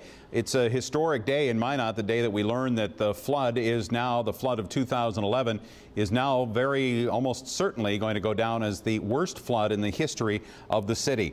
The city is expecting to see levels 7 or 8 feet higher than the river reached back in 1969. So if you have some sort of barometer as to how high the water was in your neighborhood in 1969, you can add 7 or 8 feet to that and say that's about where it's expected to get to by sometime about a week from now. The water in Minot is expected to go over the top of the dikes. I had been saying Thursday afternoon. I think I looked at the numbers again here. They've maybe been reworked just a little bit, but now it looks like maybe Friday in the morning hours is when the water should start to go over the top of dikes in the city of Minot. Between now and then, city officials, city crews, contractors are working to shore up secondary dikes around critical infrastructure in the city, including schools. The effort will be made to protect those infrastructure items as much as possible from the rising Mouse River. Evacuation ordered for the city of Minot for people who live in the valley. It's the same evacuation map as we used 3 weeks ago, so if you're in an evacuation zone last time around, you are again now. It could be expanded tomorrow. We'll find out from the city if they make that decision, but at this point in time, the evacuation is the same as the first time around, and evacuees must be out of their homes by 10 p.m. on Wednesday. About 10,000, 11,000 people expected to be evacuated from the city of Minot and Ward County in the next 48 hours. Now, outside of flood news today, there was a special event going on that has happened each year for the past several years. It's a special Building Hope brunch that's held by Trinity Cancer Care Center, and the idea today is to talk about leaving a legacy. The inspirational speaker at the 14th annual Building Hope brunch was at the Trinity Cancer Care Center. It raises about $30,000 in a single day to benefit cancer patients in the Minot area. This year's speaker was Renee Rungan from Fertile, Minnesota. She's been touched by cancer in many ways. Her daughter and many friends and relatives have battled the disease. Know that I'm to Las Vegas and I think everyone should be living legends today instead of after they die. You know how you talk, everyone comes and says all these great things? I want people to do it now because everybody's dying. And you know, it just makes you more acutely aware of what's going on in your world. The Building Hope brunch usually includes a golf tournament, although that had to be canceled this year because of the flooding issues in the Minot area. Now we'll take a break and be back with more on this special 1-hour edition of KX News at 6 in just a moment. A sad day for Minot. That's how Mayor Kurt Zimmelman closed an afternoon press conference today in Minot, talking about the news that is devastating to thousands of people. Some 10,000 people or more are going to be evacuated because of the flood of 2011. And this time it's not just an evacuation because the water might be getting close to the top of the dikes. This is an evacuation because the water is going to go over the top of the dikes and inundate the city. 1969 measured a high of 1555.4. This flood is expected to hit 1564.4 That's 9 feet higher than the 1969 flood level. Perry Olson reports on this afternoon's press conference. It's not a question of if anymore. Minot will flood. It will displace thousands, shut down the heart of the city for weeks, and inundate thousands of homes in a way never seen before. We could have some really catastrophic type of event here, and it will be. There's not much of a doubt. So I think people have to understand that, you know, even if you were on the edge before, you may not be on the edge the next time. The mayor was speaking to those who will be evacuated. Now, all evacuated about 3 weeks ago will be again and must be out by Wednesday night at 10 o'clock. But for those on the outskirts of this map, they too should make plans to evacuate. There's no way to guarantee that the mighty mouse won't reach your home, even if you're not in an evacuation zone, but may be right next to it. We're currently looking at inundation maps and profiles to see if we'll have to enlarge these evacuation zones. Expect to hear more on that Tuesday, but the news to hear today, and let sink in, is this. We're going to become a pool. I mean, we're going to become a lake, and it's hard to accept. It's hard to really believe, but I have some real concerns. Concerns that will become reality. Flows of 17,000 CFS. That's more than 3 times the record amount before this year from the Lake Darling Dam on Wednesday will reach Minot sometime Thursday, Friday, or the weekend. And the emergency levee system will be topped. All city bridges will be closed at these levels except for Broadway Bridge. We plan to keep Broadway open. Secondary dike work will hopefully keep it open as a major north-south route along with the west bypass. More infrastructure news. The water system in Minot will be put to the test. Alan Walter spoke to the need for conservation over the entire duration of this flood. You need to think about what you're doing when you're taking your showers and baths and washing clothes and all that stuff. The city will be down to 1 aquifer. Walter says it can do the job, but conservation is a must.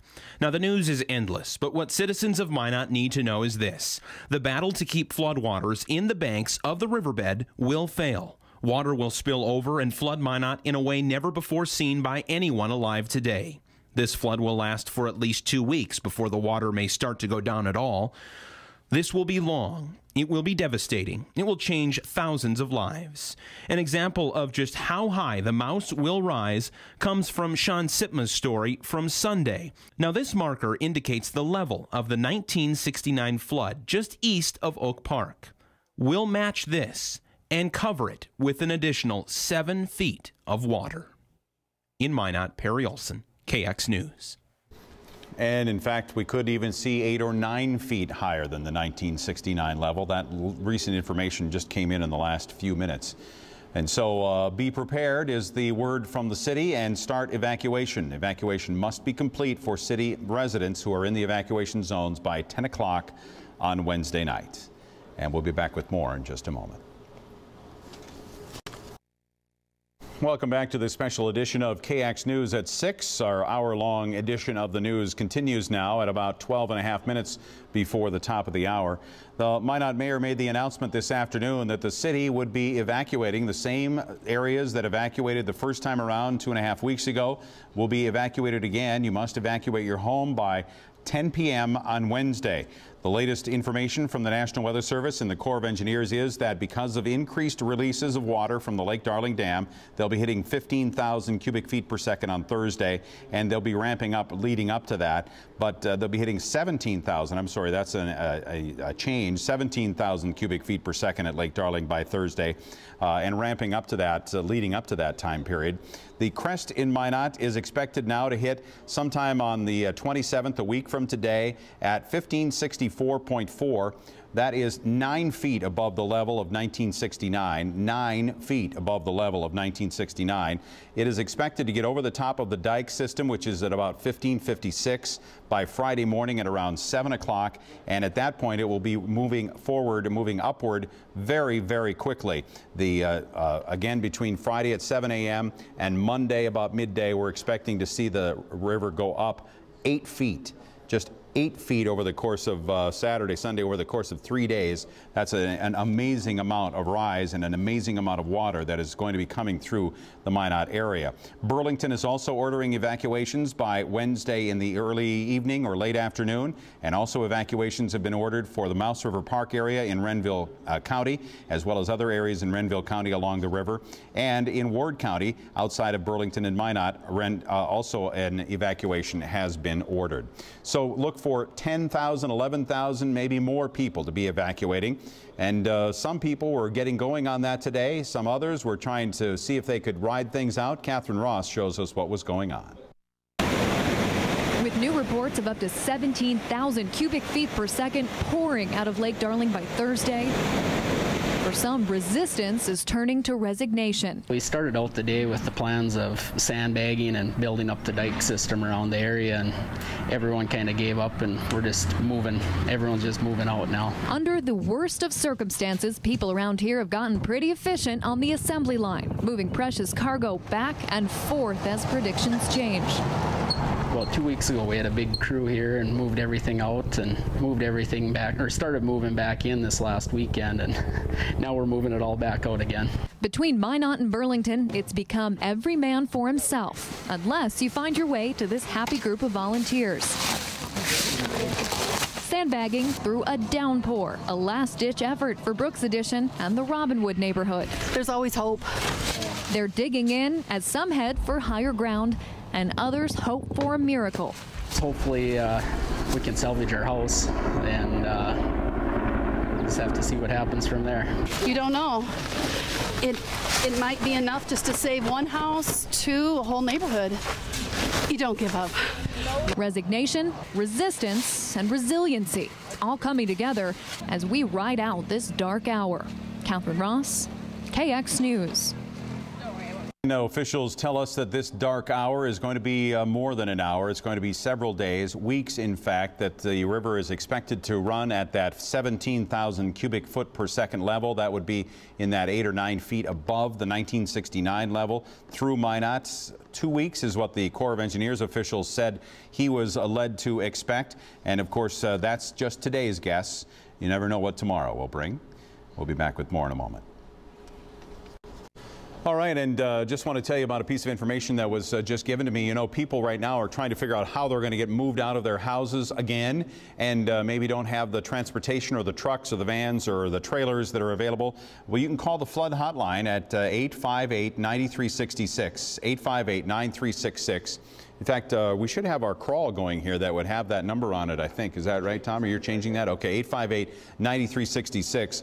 You can call that number if you need to have help in getting some equipment, you know, getting a van or whatever to help you evacuate your house, and they will do their best to coordinate and get people matched up, you know, people who have trucks and trailers available with those who need them. So that sounds like an excellent plan. Tom Schrader is here now to tell us about the weather. And Tom, we have thunderstorms, maybe not thunderstorms, but rain still moving through. Yeah, very heavy rain. If we can look at the HD precision radar here in the control room. Thank you very much. All those yellows, that's very heavy rain, kind of up along Highway 52 up towards Kenmare. And I just looked at the radar estimated rainfall, and there's a widespread area, probably 30 miles wide, of at least 3/4 of an inch to almost 2 inches of rain. And Jim, I'm looking at radar estimated about 2 miles east of Flaxton.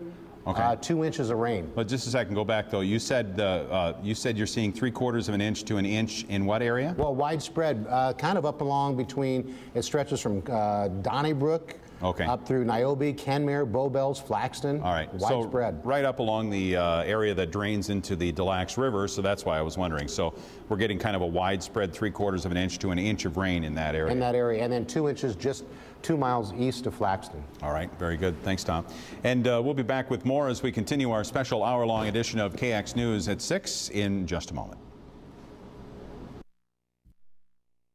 A sad day for Minot. That's how Mayor Kurt Zimbelman posed, or rather wrapped up, a press conference that ended at about 4:45 this afternoon in Minot. That came after the mayor announced that evacuations are going into effect as of Wednesday night at 7 o'clock, or Wednesday at 10 o'clock p.m. rather, because the Mouse River is about to run over its banks and inundate the city. The mayor said that we're going to become a lake in Minot because of all of this water. We're looking at levels that will go 8 or 9 feet above the levels that were reached in the 1969 flood.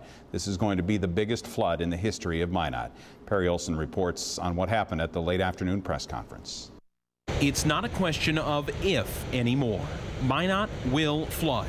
It will displace thousands, shut down the heart of the city for weeks, and inundate thousands of homes in a way never seen before. We could have some really catastrophic type of event here, and it will be. There's not much of a doubt. So I think people have to understand that, you know, even if you were on the edge before, you may not be on the edge the next time. The mayor was speaking to those who will be evacuated. Now, all evacuated about 3 weeks ago will be again and must be out by Wednesday night at 10 o'clock. But for those on the outskirts of this map, they too should make plans to evacuate. There's no way to guarantee that the mighty mouse won't reach your home, even if you're not in an evacuation zone, but may be right next to it. We're currently looking at inundation maps and profiles to see if we'll have to enlarge these evacuation zones. Expect to hear more on that Tuesday, but the news to hear today, and let sink in, is this. We're going to become a pool. I mean, we're going to become a lake, and it's hard to accept. It's hard to really believe, but I have some real concerns. Concerns that will become reality. Flows of 17,000 CFS. That's more than 3 times the record amount before this year from the Lake Darling Dam on Wednesday will reach Minot sometime Thursday, Friday, or the weekend. And the emergency levee system will be topped. All city bridges will be closed at these levels except for Broadway Bridge. We plan to keep Broadway open. Secondary dike work will hopefully keep it open as a major north-south route along with the west bypass. More infrastructure news. The water system in Minot will be put to the test. Alan Walter spoke to the need for conservation over the entire duration of this flood. You need to think about what you're doing when you're taking your showers and baths and washing clothes and all that stuff. The city will be down to 1 aquifer. Walter says it can do the job, but conservation is a must. Now, the news is endless, but what citizens of Minot need to know is this. The battle to keep floodwaters in the banks of the riverbed will fail. Water will spill over and flood Minot in a way never before seen by anyone alive today. This flood will last for at least 2 weeks before the water may start to go down at all. This will be long. It will be devastating. It will change thousands of lives. An example of just how high the mouse will rise comes from Sean Sitma's story from Sunday. Now, this marker indicates the level of the 1969 flood just east of Oak Park. We'll match this and cover it with an additional 7 feet of water. In Minot, Perry Olson, KX News. And that 7-foot number was accurate when Perry put that story together about an hour and a half ago. But since then, the new projections from the National Weather Service that go out a full week say that at the end of that full week, a week from now, we're going to be looking at levels 9 feet above what they were in 1969. So take a look at that power pole that was on the corner of the street there and notice that marker and then add 9 feet to that. And just to share with you something that Tom Schrader said was a pretty good way of describing for you what we're going to be expecting here in the valley in Minot. I live in the valley, and I have a house that I have a picture of inside of one of my cupboards.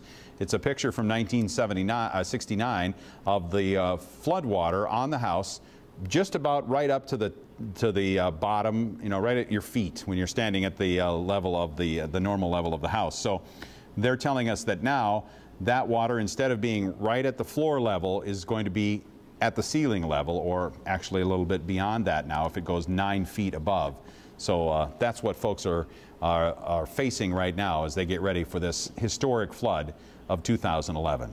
We're going to take a bit of a break from our continuous coverage. Let me assure you we are committed to continuous coverage over the next few days to keep you informed about what's going on with this situation in the flooding in Ward County and specifically in the Minot area. We're taking a break from it right now for about a half hour as we develop some plans among our people in the newsroom and the other departments here that have to be involved in making all of this happen. We'll have that meeting over the next half hour to hour, and we'll be back with more continuous coverage. Let's say around 8 o'clock tonight we'll resume and continue on with you to help you through this flood fight of 2011. Jim Olson reporting for KX News.